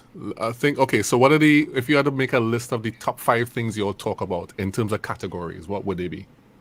Business, marketing, gear, hate on Sony and Nikon. Yeah. Oh gosh. All right, so let's... And pro photo. I'm both. So, and this is under the umbrella of photography, right? Or you have a bigger umbrella? What's the big umbrella? I think it is a larger umbrella because, I mean, initially it started off as photography, but we include videographers and I guess we want to say content creators. All right, okay, so Use that no, umbrella. you have to be very careful because the more you spread it out, the less niche you have, the more difficult it is to define your content. So you'll have to be very careful about the what you have to figure out what your goals are. You have to know yourself first. The first step in good content creation, you have to know who you are first. That's the first step. Gear The horse. second, and the second step is know who you're talking to. Right, know who you are, know who you're talking to. So you have to say, well, we exist for this purpose. Right? And then the second step will say, well, who do we exist to talk to? And you find out who those people are. Right? And after you find out those two things, then you have a set of steps that you go down to and then at somewhere at the end, you define the content types and you define the topics and all those different things. So it's a sequence you have to go through to define what you should do. Now, it's always good to, if you don't know, it's always good to just start stuff. It's always good to just start thinking. You start something, it might stick, it might not stick. But by the time you get some momentum, how much of these shows have you all done? I think it's about 14 or 15 by now. 14 or 15. Yeah, 15, yeah. we do this every Thursday. I think I've- we're running I think we only since missed one Thursday. One Thursday, and Yeah. we had Since June. Instagram as well. We're running this since June. Since We did June. this Been a since while. June? Yeah, I was in Maybe Tobago. I could check it. I Holy could check it. shit. But since there's a lot of time we dedicate to this, is over a day we have been talking online technically. Oh, yeah, we do. Wow. Over Alright. a day, a full 24 hours. Full 24 hours of talking. All right. So in that time, have you all sat down offline and talked about what's the purpose of it? Every Monday. Every Monday, every Monday evening around the same time we have like a production. We talk about the next installation of the live essentially. Well, yes, that's good. But like, what's the goal? What's the The purpose? actual conversation about Yeah, it. yeah, like- we had something like that at one point, but like when we started to stream on Facebook and using stream, we had a conversation about it. Mm-hmm. I don't know if you guys remember. We were trying to figure out like where is this going to go? Yes. What are we going to do? Like you know the direction of where we want to take, and that's why we even came up with the name of it was Caribbean Creative Space. So we had that conversation and we identify the name and we identify who we want to talk to, which is photographers, videographers, and people who want to elevate their business itself through the medium of we bringing on experts like yourself, as well as the trial and error that all of us in this group here has gone through to give whatever knowledge that could work as well. So we kind of have we have, I would say it's probably not on an advanced scale of talking about it or going further, but we reach a good distance, a good path, a good way into figuring out like what this whole identity is. You type it out, right? That exists somewhere on some Google Doc somewhere, right? It's a video. It's a video, okay? It's a video. We usually record our everything. Yeah. That might be even better. But if you want to talk to somebody about some sponsorship, you wouldn't send them a video. You would send them. No, we didn't. You might send them a video, but the video will like come from. So distill that some more, and when you start to write it out, you'll understand like what works, what doesn't work, and have the conversation. Like really have the conversation. And nobody says you have to figure it out in one sitting. Correct. But it's always good to talk about it to find out what the definition are. And then out of that, you'll be able to really define what content you should continue producing and stuff like that. And it was a good initiative. Because we need people to talk to people about, now you're all in the business for a while, so you're going to talk to the young ones and then. Do we have any questions from from Facebook or from the viewers? We have anything, Kyle? I don't know if we have anything, but if we don't have anything, please guys just type Q and your question right after, and we will definitely get to it because we want to know what you guys have. Nothing new and we said. Okay. I have one. I have a question. And this is one because I was talking to Cassius the other day, and Cassius asked me, "Who am I?" He basically asked that question. If you look at and I ask him, I was like, existential crisis. In terms of like, because Cassius does like basically everything from weddings to family to maternity to birthday shoots, and he even developed this new niche for himself, which is lawyer photography. So he shoots basically all the lawyers. Just passing the bar here. Nice. So, and the other day, I think it's even today, he's asking Sion, I don't think it's like, don't think I'm a wedding photographer. And I'm like, well then who are you? He's like, I don't know. I said, well, when you look at your IG profile, does that tell people what kind of photographer are you, or is it necessary to let people know what kind of photography you do? So I guess my question is to you, Juma, for people who have that crisis, as in they can't figure out like what, in terms of like when they have to tell people who am I, what is your advice for that?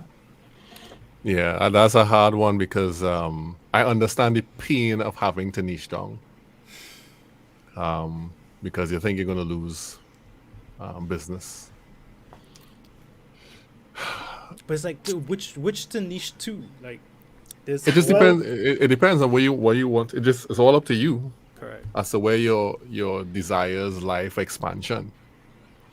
And you could start in one place and end up in another place. There's some people True. who love shooting. Well, there's cars. There's some people who love sports. Some people who love portraits. You can't get them to Right. shoot a wedding. Like business portraits. yeah, I like headshots You like headshots. You're doing that, and right? food. If somebody asks you to shoot a wedding, you might do it. You might say, "All right, I'll go take a little It's funny. commission here." It's funny. You know. And then there's like this guy who I follow for landscape Trini Surfer. Oh god, his work is so good. Right. This guy does it too. What's his name, boy? I want him to come on his show, and so far he ducking me. He does Somebody really. ducks you? Jesus. Well, we talking. Okay. He's working on some projects, and That's yeah, okay. he What's his He Stars ducking on when we the stars on talking. a line yet. He starts on the line yet. I open to get him on. He does. Is Joel is his name? Joel Hinkson? Hinkson. Yes. You wouldn't get Joel to come on so easily. Why? What's? Oh, really? He's why- Yeah, what happened to he'll Joel? go on, but you had to coax Joel. Joel is an introvert at heart. Oh, really? Okay, Yeah. I understand why. So now, I he understand would why talk to you. He would have the most intimate conversation with you. But when it comes time to actually going in Talk on front of the other everybody, side. yeah. now. Okay, I get. I yeah. get that. But I get. he's excellent. He's excellent. Yeah. He's out there. I like his work. Good landscapes, and he's doing all the drone stuff now, and Yeah, it's very lovely. Big props to Joel. Yeah, but so that's what it is. So you have to choose, make a choice. In Trinidad and Tobago, it's kind of hard, but it's better if somebody knows you for something than they don't know what to say about you. You know. How That's long can interesting. somebody go on being everything till like what's the question? I don't know. How long can they be that person or that Uh-huh. thing, and for how long? I guess. How long could it not be niched? Yeah. And it could go on forever. Yeah, Okay, think. because- I mean, to me, it's just a matter of your personality and what you're comfortable doing. If you're happy being a everybody person, props to you. Yeah, because I would say Cassius is super successful doing what he does. It does. Not being niched down, Mhm. still churning out that quality work and clients following all of that good stuff. It's there. So sometimes I think the whole I guess pigeonholing not necessary at times. But I guess if you want to put forward I guess a particular type of branding or brand script or Yeah. I guess you would need to, because that's one of my concerns. I like food, I like architecture, I love headshots. How do you set up a shop that say, "Hey, I'm doing all these three," and everybody take it seriously? Because it's not like they interconnected. Well, what you do is I can make a connect. you're in a connect. You need all the gear to do it. Here, look. Okay. Well, what you do is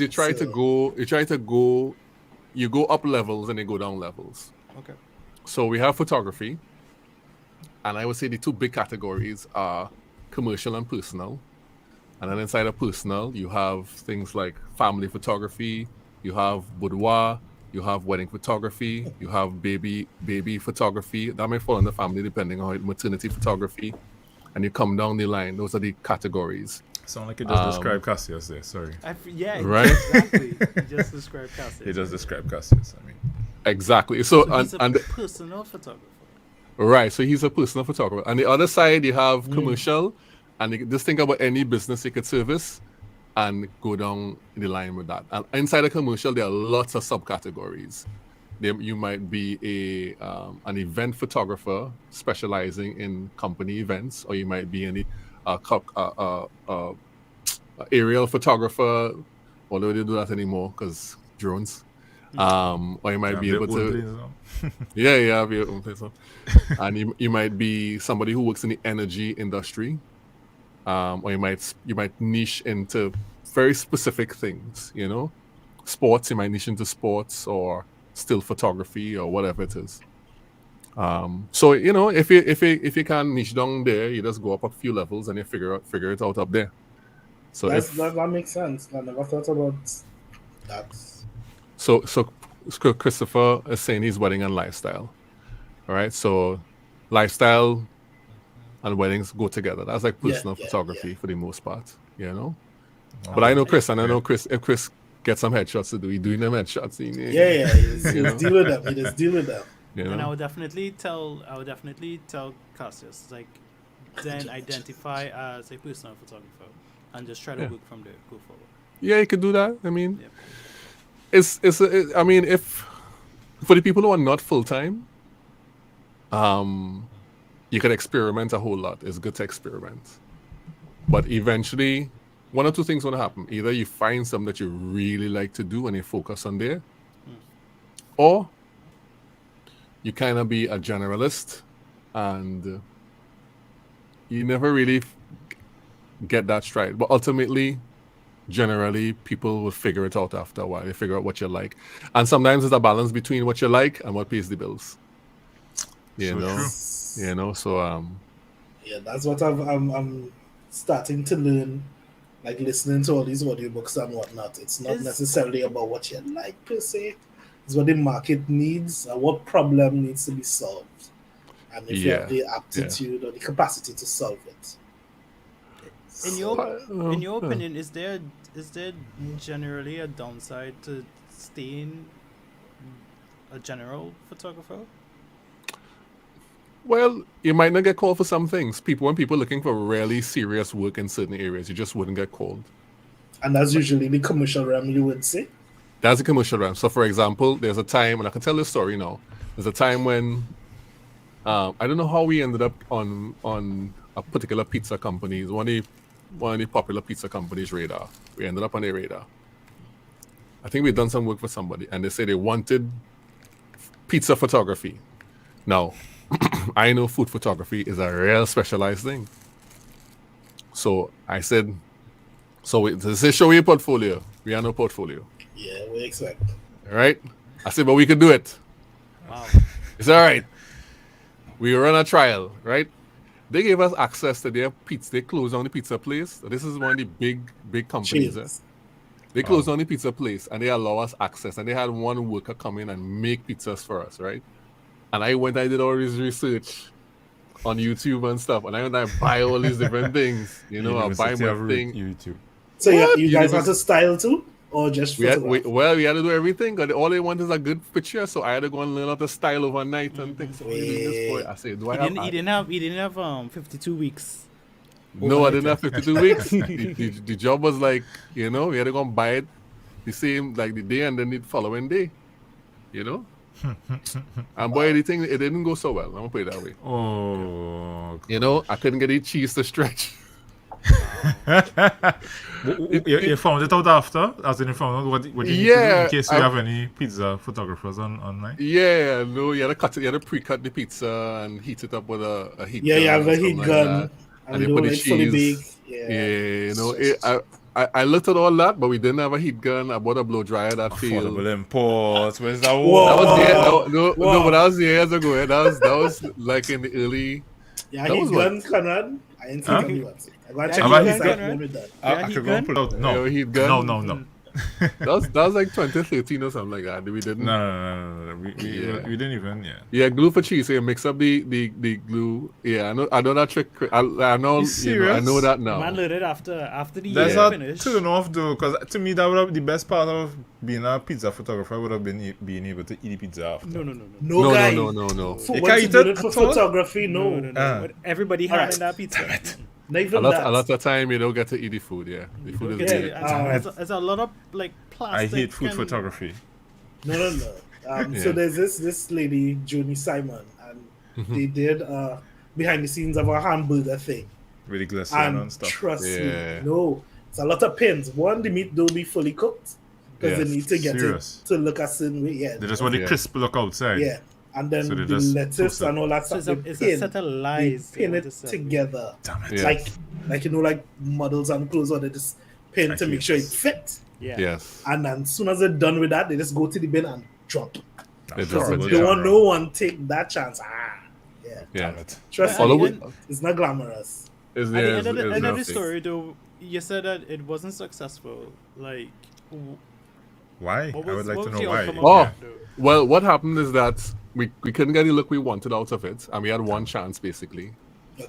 And we still submitted the pictures, and the person, well, after that we heard that somebody else who had dealt with that person before said, do not under any circumstances submit those pictures without plastering a watermark on it. And so we put a watermark on it and everything, and we kind of heard back from them but didn't hear back from them. Okay. Because apparently we found out afterwards that person, we are not the only person that they had asked Done to that do with. stuff, but they had actually taken other people's images and are not Didn't paid. pay them? Wow. Yeah. So you all cannot get away then? Yeah, we dodged a bullet a bit. But we didn't know that at the time. We went in blind. We went in with a good heart and the whole thing. And That's said it. we'll just do the job. So subsequent to Wow. that, then we heard that. So it worked out. It didn't work out, but it worked out. Understood. You know, so But the lesson And- they learned from it has, because at that time you were more a generalist, to Mhm. know that, you know, something like this requires you to be specialized. Has Yeah, that yeah, changed? yeah. I wasn't wise enough to know to go and hire a food stylist Stylist. Yeah. and bring them in and you just shoot. That's all we had to do. Go and hire a food stylist, somebody who knows what they're doing. But there are very few food stylists here. In Trinidad. I think I I know. was going to I think ask that. I think I know one food stylist. One. I know. And I she styles and shoots. She has a studio in Woodbrook or something. So she style. We've been there already and we've seen her style stuff. I know another guy too, but he hasn't done it in years. Okay. Yeah, so she styles. She has acrylic eyes and So Already- she's a specialist, Shima. so she would be getting all the jobs. most yeah, she likely. will get. Yeah, she has shot for Carib and she has shot for a ton Yeah, of you food could, people. You could definitely know? call like, tens and $1,000s for those type of jobs. Yeah. Anyway, Yeah. so Yeah. that's- I think it's Michelle. Moses. Yeah, Michelle Jostling. It's Michelle. Oh, it's Michelle. Yeah. Okay. It's how Conrad would just be like, oh, Yeah, Jed. Is, No, but I Jed didn't sometimes, realize this huh? what you was talking Oh, about. Really oh, nice lady, Michelle. though. Like, Yeah, I, yeah, yeah. I You see- So how found come out- she's not my bestie yet? You understand? me? We It's so hard to explain. interestingly, we bought a lens for Michelle too. Serious. Wow. A I don't momentum. see a trend here. No. I feel like I'm like there. a Yeah. low key. Take back some of there. the juju there. Yeah, Michelle. Yeah, it was Michelle. We went to her studio and stuff, and we've seen some of her Wow. work. We know she has good work. Yeah, she does some good stuff. Well said, Yeah. Paul. Yeah. So what we were supposed to do was, at the time we didn't have that relationship though, but we were supposed to Fair enough. find a food stylist, hire the person, let them come in, and The just shoot. magics. Yeah. That's what I would do now, but at the time Mm. I didn't. But then, what I would do with them images, I can't do anything with them. I mean, Yeah, it have stock Uh, photos. It have... No, yeah. no. What I mean to say is like wedding, pizza, wedding. I mean, yeah, like you're not gonna go in the portfolio, but like I say, a stock site, you Yeah. can sell that somewhere. You It's, could. yeah, But yeah, as yeah, the point I was making, the point is that if something is not doesn't line up with what you usually do, you might take the work and you might do it, but you Then wouldn't going on the portfolio. advertise it. Okay, Yeah. fair. I think some did we- people, what they do to counteract, to try to do both, they would create different portfolios, or platform, or businesses itself. This I is guess Yeah. that's if you have passion that is behind, if this, you have and that's that. some So sort of that way passion they can behind still it. specialize, or quote unquote specialize, Mhm. based on where they find you. They're all you, but it kind of looks as though you're specialized in this and that. It's separate from each other, I guess. I think that's one way that some people could do it. naturally, yeah. Would you agree though? You don't have to start a whole new company, but what you need to do is separate your portfolios. You could start a whole new company, That's a lot of logistical magic. It depends on what kind of jobs you're getting. If you're getting like consistent jobs in one thing, in both of those things, you could separate the thing if you wanted to. Okay. But being a primary photographer in two photography companies is a hard thing, especially if you're getting consistent work. I would say one of the things you could do, and what we did, is that we separated the commercial website from the wedding website. We drew a line on the middle and said, and I was told I ended this, to the point where we literally had separated the weddings from Tobago weddings. We separated that even. Why such a why niche? segmentation? Why so because segmented? because Tobago we were getting a lot of Tobago weddings. And we said, you know what? People are going to search for Tobago weddings which people did. They searched for Tobago weddings all the time. Exactly. And so when we did our research, we checked the stats. At the time, it was easier to do that. He even took domain straight took the Yeah, domain from it. Tobago. We just gave up Tobago photography this year, like a couple weeks ago. We gave up Tobago photography. We held it for like a decade. You did. And we gave it up. We still have Tobago wedding photography, however. You say gave it up. Did you sell it or you? No, we just let it expire. expire. Let it expire. It was only worth like $1,000 US. It was worth like. There's a lens.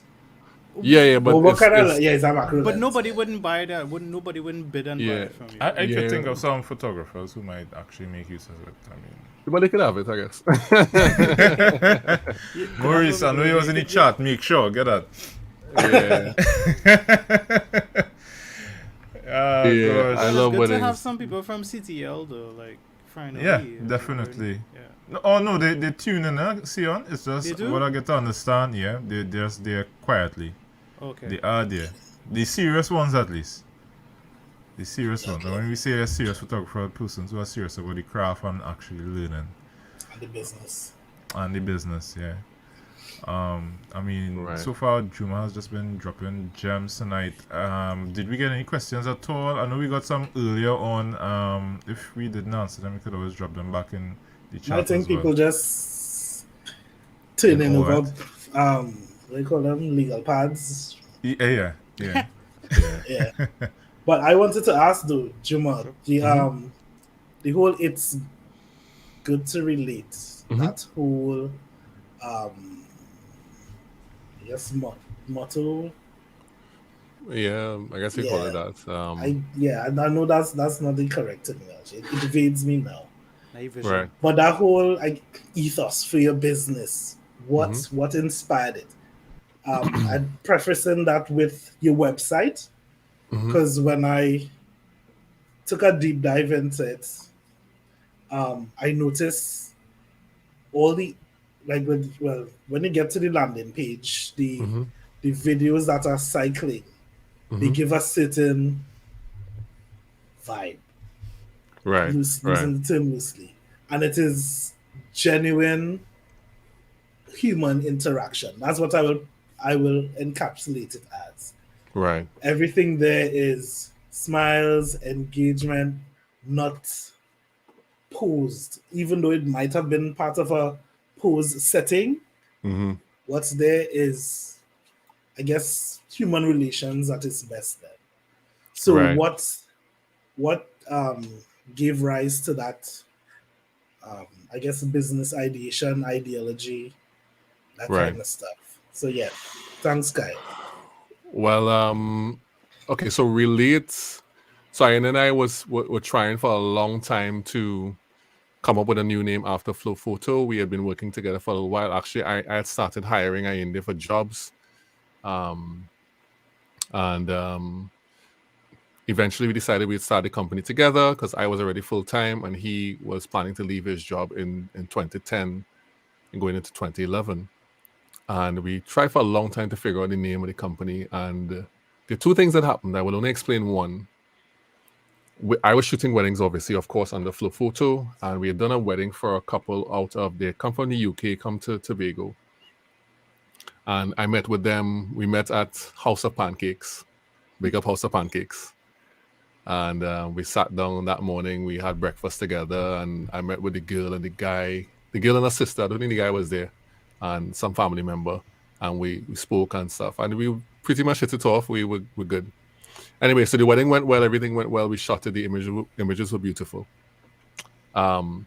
Sent it to them, shipped it off to them in the UK. Used DHL or not DHL, FedEx or something like that.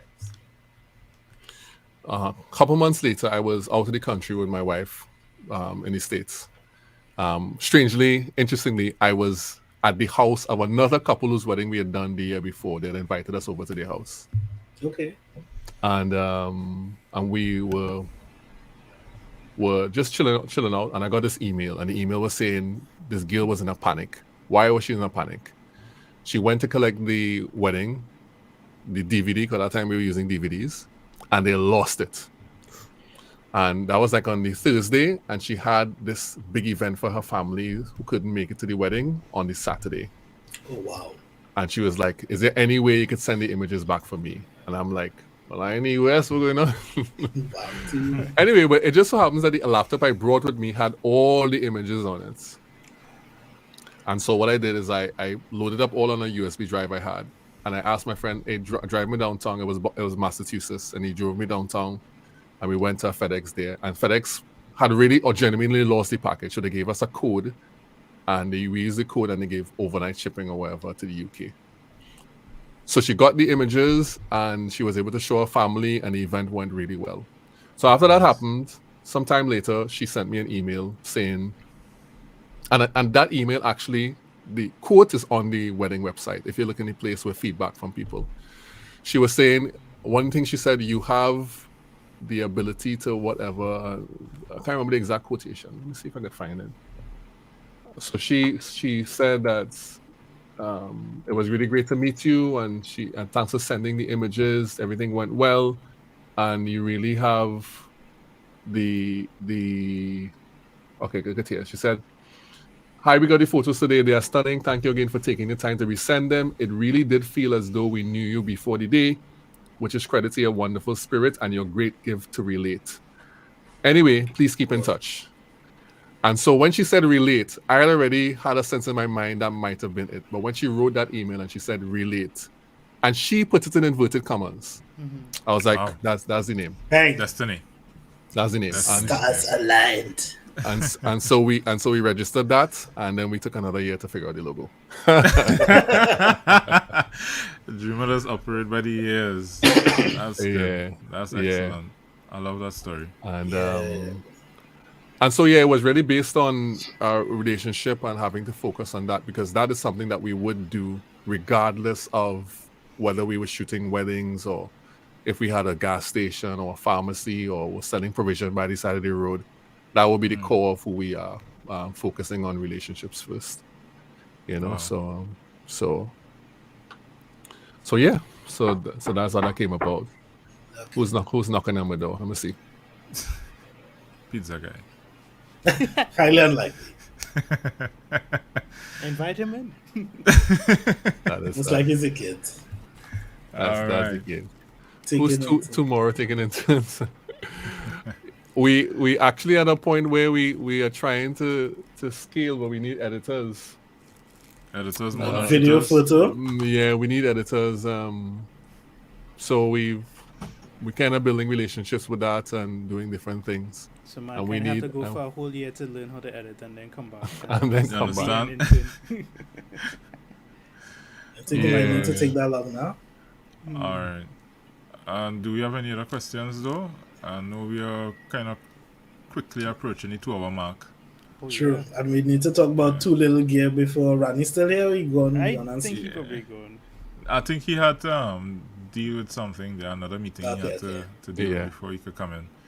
But I mean, this has been one excellent, very, very informative. I felt like a student tonight.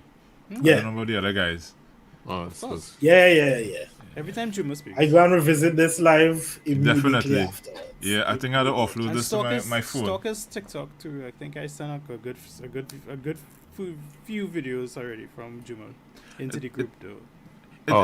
It's so strange. We kind of focus solely on LinkedIn tonight, and we didn't really get to discuss any of your other social media. I mean, we know Juma from Relate studios, and well, now you kind of did this whole rebranding thing where you are a teacher. You're basically informing persons through, especially LinkedIn, different social media platforms, but especially LinkedIn recently. And well, we know of Treehouse, but how exactly would you? Did Is he what say it is? Treehouse? I say Treehouse because I Fellas, have yeah. an Android. Is that the I was Android letting it. version? I was Yeah, letting this is it. I was Android. letting it go. What Yeah, it There's nothing. There's nothing. Is there like a general guide or any suggestions you have for persons who are just simply looking to push themselves on I guess, their target market? You kind of touched on so many stuff, but just like if you could give us a quick snippet. Right. For photographers, put in particular. Yeah, for photographers, because I believe that's who we have mostly here tonight watching. Oh, okay. All right. Well, one of the main things, obviously, if you're doing photography, is you have to have organize your portfolio, and I am really very meticulous about wedding portfolios. I think a lot of people are good photographers, but they just have bad portfolios. And so focus on really making the images that you want people to see the primary thing that people see when they go to your web. Well, first of all, have a website. Though social media is not the own be all and all. That's the first thing, right? You need a website, right?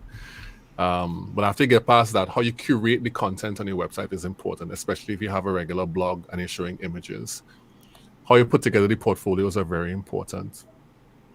Some time ago I did a stream with a couple of my friends, and we ended up talking about wedding portfolios. That video is actually on my YouTube. Yeah, I sent that to you guys already. Yeah. But since then I've realized a few things that I could add. I realized I've gotten a revelation. Oh, that is why I was thinking about it that way. Drop the bombs now, please. We begging. Drop a bomb at least. Yeah, one bomb. Well, one Hiroshima. First, guys. You have to think. Yes, it's true. So the thing about having portfolios, it really depends on how you shoot. But because I was a documentary wedding photographer and I was doing wedding photojournalism, the way in which we captured images really focused on telling the story, obviously. But also it focused on connecting the dots in between interactions. So you would see one person would do this, and you would have a call and response in your portfolio. So, and one of the biggest examples I pointed out in that video is that the bride is coming out and she's happy, and the brother is crying because she's so beautiful.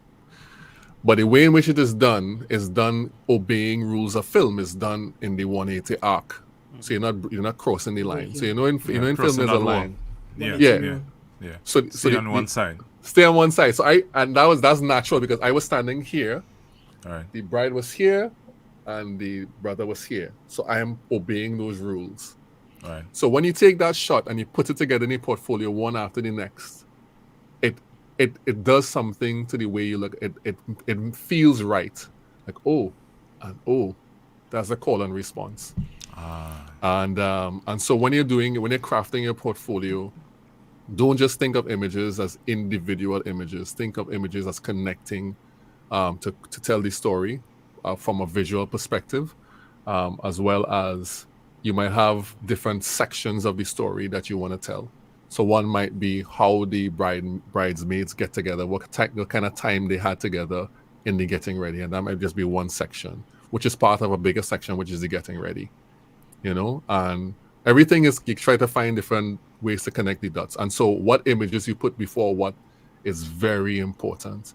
So in that video, I talked about setting context. You have a contextual image, and then you zoom into what the action that's happening, and you tell the story based on that. And you go down, and you reset the context again, and you go down some more, you reset the context again. And then so when people are looking through your portfolio, so Kyle is saying wide, medium, close up. So that is true. The focal length is true. But also you have to think about what's happening in the frame as well, right? Because you could have an action that is very important, that is an intimate action, but it's the way you frame it is wide. So for example, if a bride is standing up looking out over something, and she's by herself, but she's having a moment, right? and but it's wide. You leave space in the back to show that she's walked away from something and she's by herself. So you leave space behind her to show that she's alone.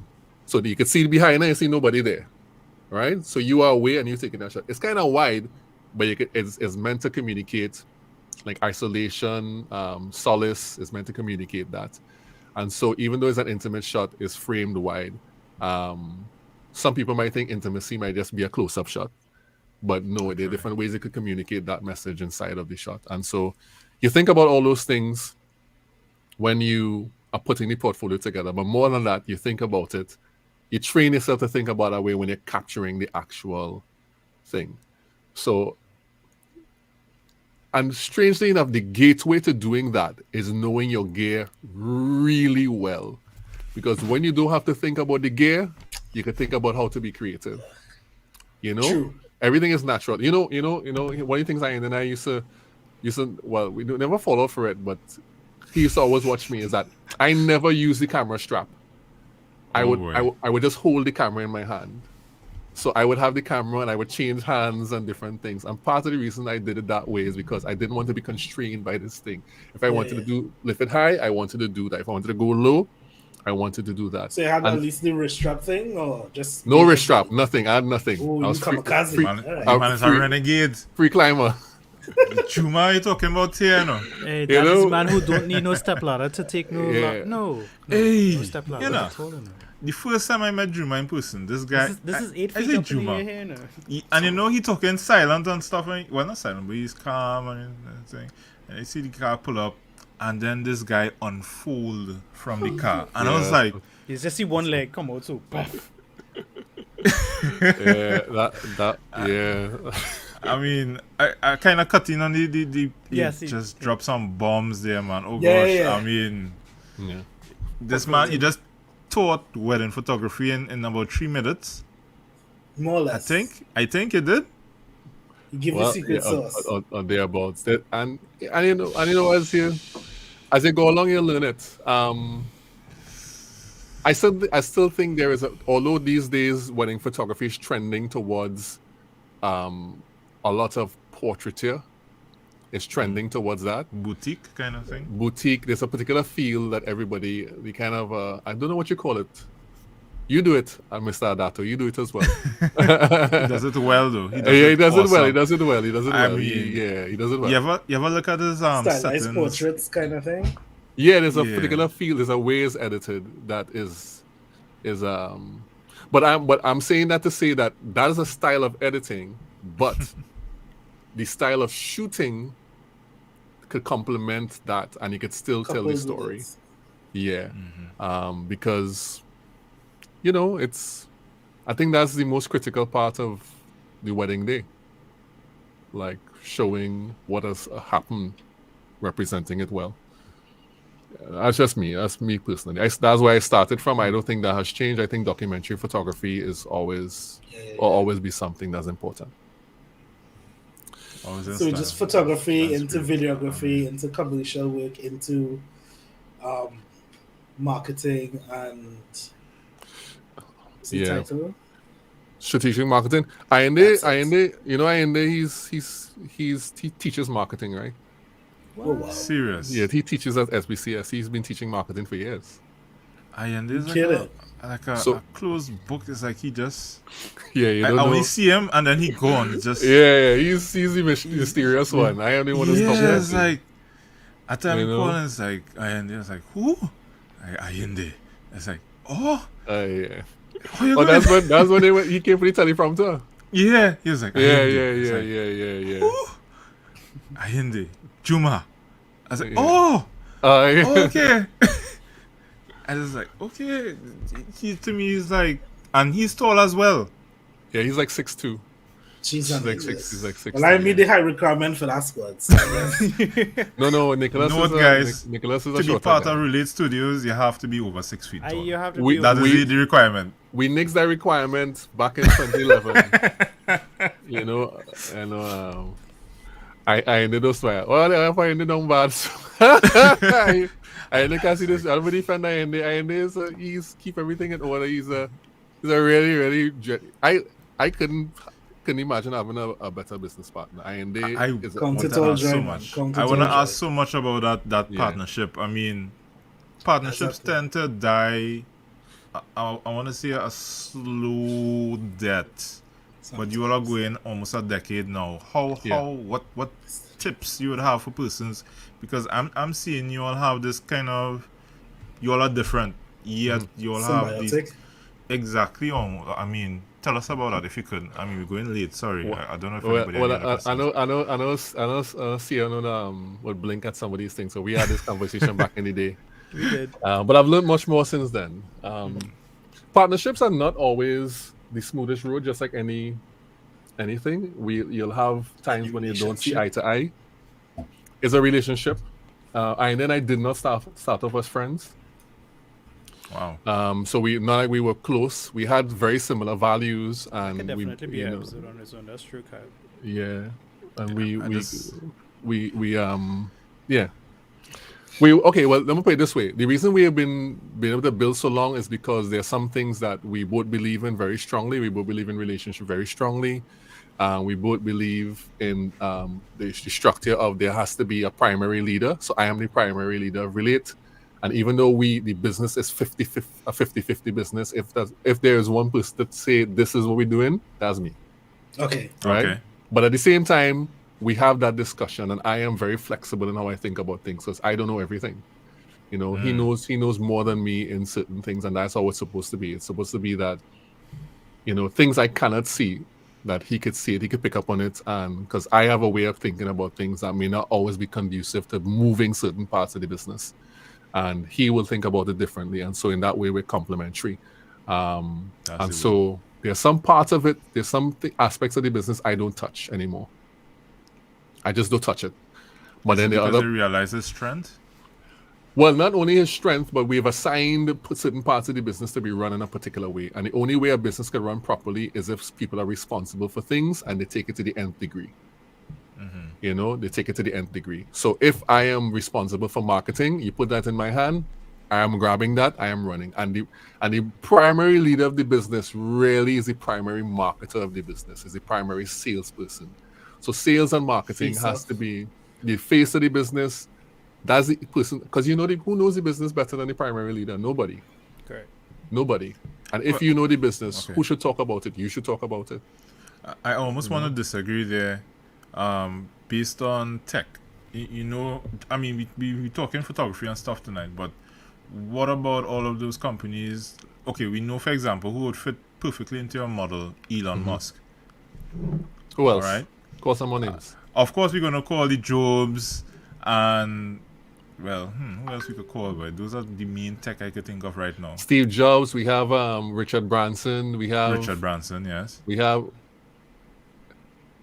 people like Sergey and like the Google guys. They are not as public. That's where I wanted to go. But at the beginning of building Google, now Google has changed there. Very much so. Alphabet. The hands were on the reins there. Google their motto used to be "do no harm," right? Right. Now they're just kind of evil. You know?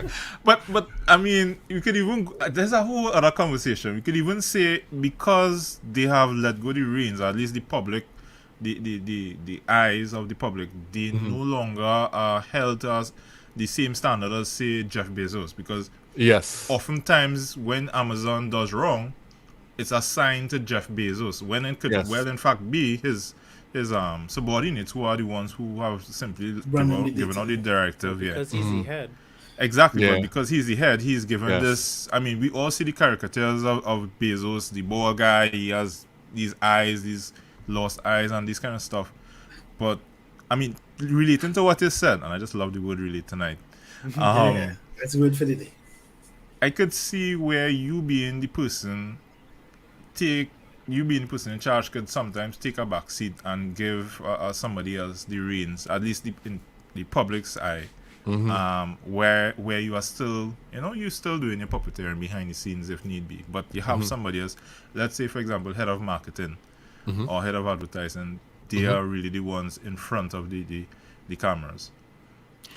Well, that works. Kind of vibe. That works, but it only works in the context of having set very strong values beforehand, Okay. and that the people buy into the values. So the marketing person does not deliver a different message to the people than you would. Good. And so Relate as a company, I don't have to be the face. But we're so small now, I have to be the face. But if we were to grow, let's just suppose we added 100 people, right? Right. Then there are some parts of the business that I wouldn't touch. But what you would expect is that the philosophy of Relate would have expanded to 100 people. And so that when they talk and they say it's good to relate, they will be saying it from a place of having been inserted into the culture and learn the culture and knowing and bought into it and having the heart of the leader. What I call the heart. Okay, so in my mind, and this is how I look at it, the business is built on the heart of the leader. Whatever you believe in, whatever your values are, whatever your philosophy is behind building a business, that has to come out into the business. It seeps out of the pores of the business, is what the business is. And the longer you take to build that, the more you make people buy into it, the stronger the business will be over a long period of time. All right. The people who run businesses and they don't take time to build that, there exists a possibility that it will fall apart after a while, especially if it's a case where there are two leaders and those leaders both are trying to have equal input into the business. From a philosophical perspective, it's very difficult to do that. So that's why it's very important that at the beginning that you all line up on some important things. So it doesn't matter. I was the leader, but if Ayende was to be the leader, I could be a very good follower too. And because Ayende philosophies are very similar to mine, and by now we basically believe the same thing. Okay. Then it's fine. But I understand what you mean in that there are some cases where the chief marketer, the face of the business, is not the CEO or the managing director, whoever, is somebody else. And that works too. But it has to come from the heart of the primary leader. Understood. It was just a different perspective. Again, I'm just learning tonight. Yeah.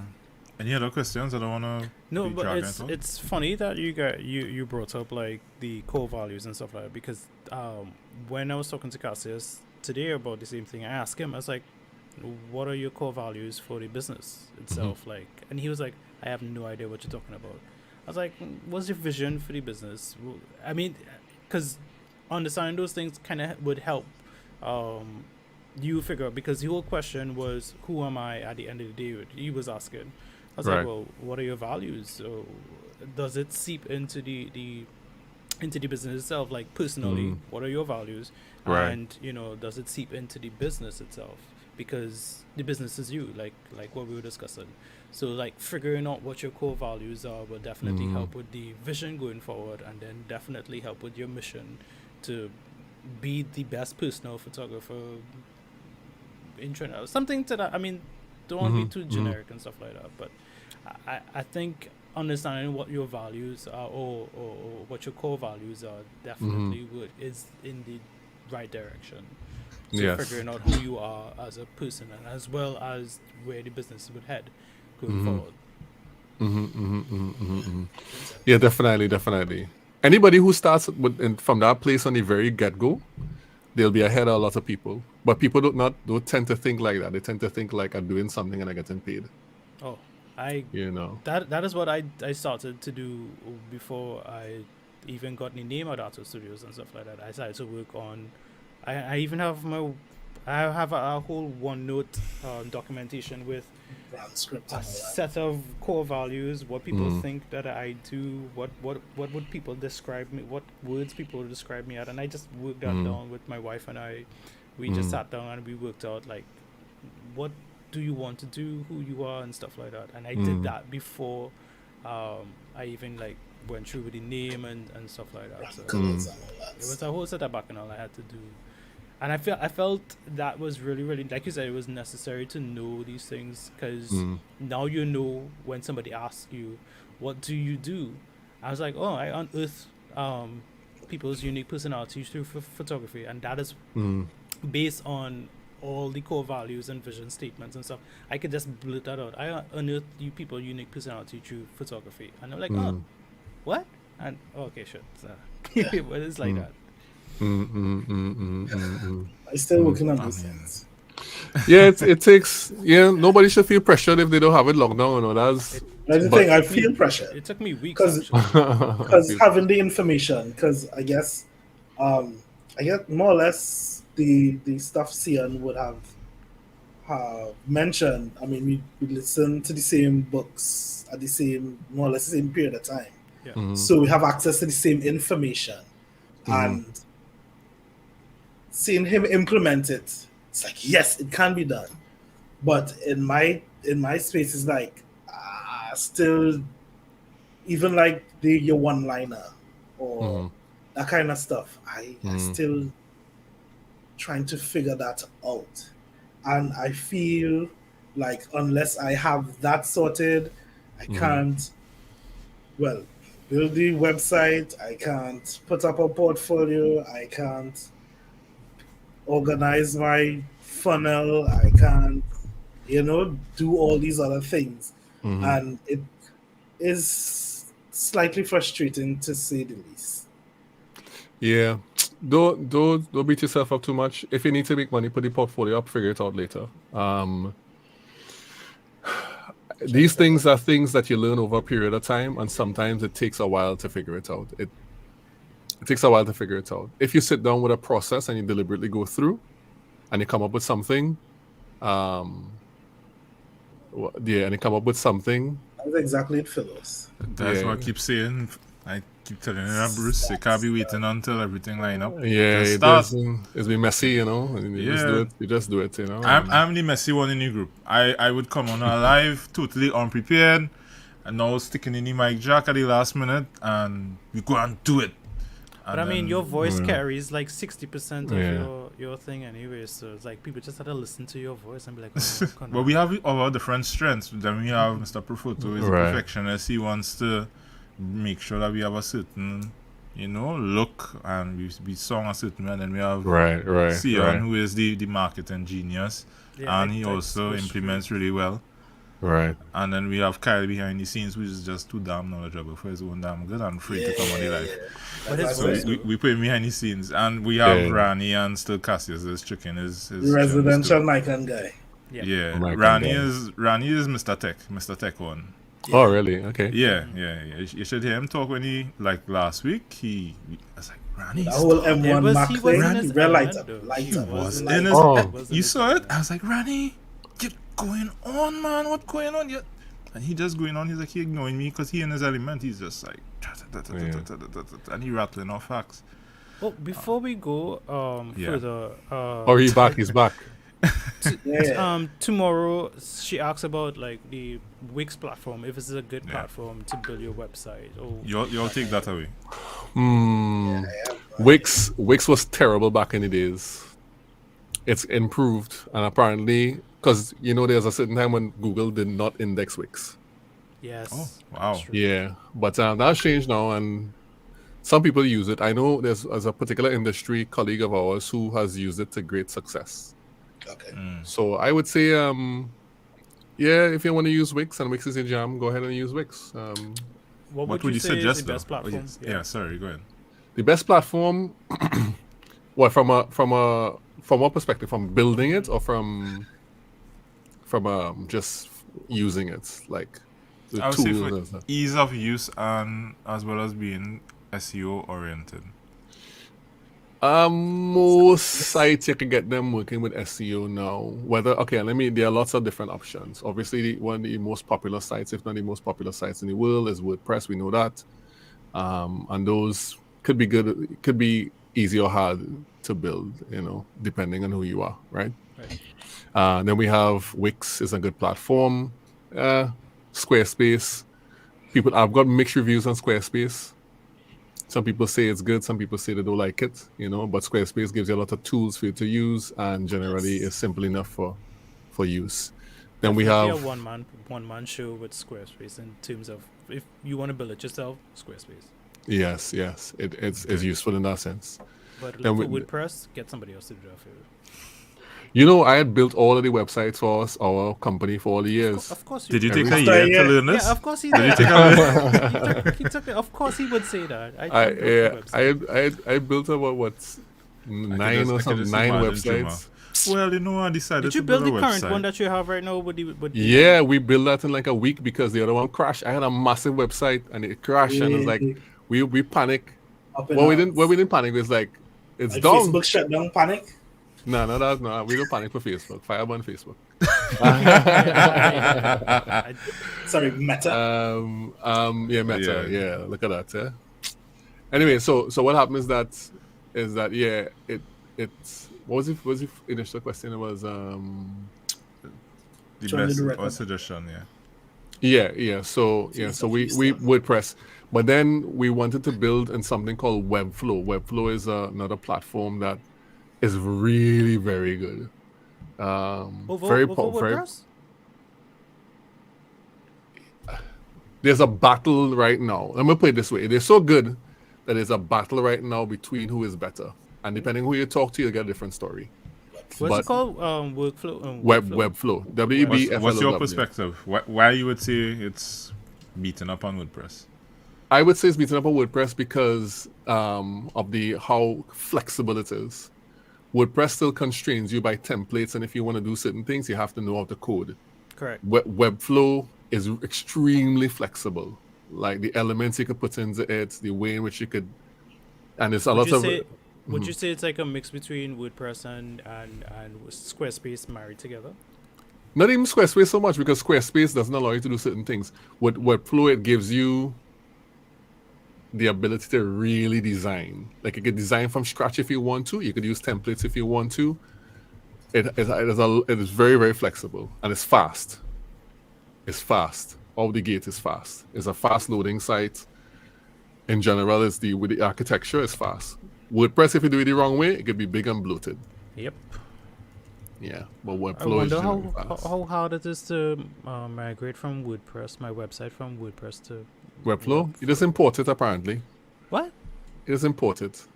But I mean, you could go on to use the trial and see if it clicks with you. I was trying to learn it, but I didn't commit a year to it, strangely. I might commit a month to this. Because I don't want to build websites anymore. I think I'm over that. We're actually paying somebody to rebuild our website now. So yeah, I'm over building websites. Alright. I think I I might. was going to ask you about outsourcing. What are your views? What? Outsourcing. Yeah, outsource as much as you could afford it, and you could afford. Sometimes you can't. Sometimes you can't afford not to do it. Is that what I want to say? Yeah. Yeah, I think that's what I want to say. You should outsource as much as you can, especially if your business growing. Yeah, don't. One, finances, outsource that because I can't do that. Yeah. It depends how much you could do. Yeah. I had to learn enough, but I can't do that. Yeah, Terrible. it depends. If your business grows fast, the way to make your business grow fast is by not doing the work. Correct. Outsource. Yeah, Alright. yeah, don't do the work. Your business will grow fast. And that's a hard concept for people to understand. Well, to grasp. For What you mean creatives, don't do the work? What you for mean creatives Yeah, love the art too much. That's it. I get that. I get that. You want to put your hand on your edit and you know how to crop it and you know what the bride was doing. You want to put your hand on the thing and say, "Oh God, it's so nice." I don't even do my own thing anymore. I don't even edit my own stuff anymore. You don't edit. Were you outsourcing already? Yeah, I outsourced that already. Yeah. So what's next then? Or are you gonna outsource again? Financing, I want to outsource that, but I have an accountant for that already. So I just technically I outsource that. The next thing I want to outsource is to find somebody to do good video for me, and the next thing is to get somebody for the marketing side of it. I think I want to find somebody. No, hold on to that hold on to the marketing as long as I possible. am holding on to it because that's why I hesitate to say it, because I feel as though it's something that I need to control a little bit for a little bit, like you said, a little bit longer. That's why I hesitate to say it, but it is in the plan to eventually once it could pick up momentum, that I could probably give it up when it picks up a certain level of momentum. But for now, it's mine, definitely. Right. Excellent. I see any messages man. down there, so Yeah. they obey the commands. Yes. Yes. So, yes. Juma, thank you so much for coming through tonight. It was an incredible live. Incredible live. I admonish any and everyone to take it in again. If you came in late, trust me, you want to take it in again. Thank you again, guys. You want to? Where can you find him? TikTok. Yes. Oh, my name Let's is. get handles. How do you show it? Oh, you can't show it. You can drop it in the comments. Oh, okay, there it is. That's Okay. me everywhere. Oh, okay. Okay. All Yeah. platforms. That's neat. Yeah. And I'll definitely go and take a good look at LinkedIn this time. Yeah. Profile. Yeah. If you have the time and you have the wherewithal, you do it. I mean, Yeah. I think it have a lot of things good you could benefit from. yeah. Well, depending on because the people who you want to service good somewhere. Yeah. So, If they're there, then yeah, by all means. that's it. And You not know. necessarily them. Sometimes their circle of influence could help. Will always help. So yeah, Definitely. thanks again, guys, for rallying with us for a 2 hour plus Yeah, live. Amazing stuff, and we are out for tonight. Oh, what Well, we're doing, actually- we on for next week? No, Yeah, we on for next week for sure, but we actually want to start a second stream just now, just to get going with the gear chat before we miss it. Okay. But I mean, Juma dropped so many gems. We had to start something fresh. We can't stick on that. yeah, we don't want to taint. We don't Yeah. We want want to to taint. taint this one. Definitely. Yeah, this So polish just copy gold. this and Yeah. open it up. Alright, copy that Alright. address. So we'll be Alright. off, and then in probably 2 minutes or less, we'll be back Thank you, on Juma. Yeah. with the gear talk. So Randy Excellent. could stop crying. Free to join us, Juma, if you like. Yeah, no problem. I'm gonna need some big boy. Only All right. Mercy. Baker's life. Bake his life. Thanks guys. again, All right, Juma. later, guys. All right. Good night. Pleasant evening. Good night.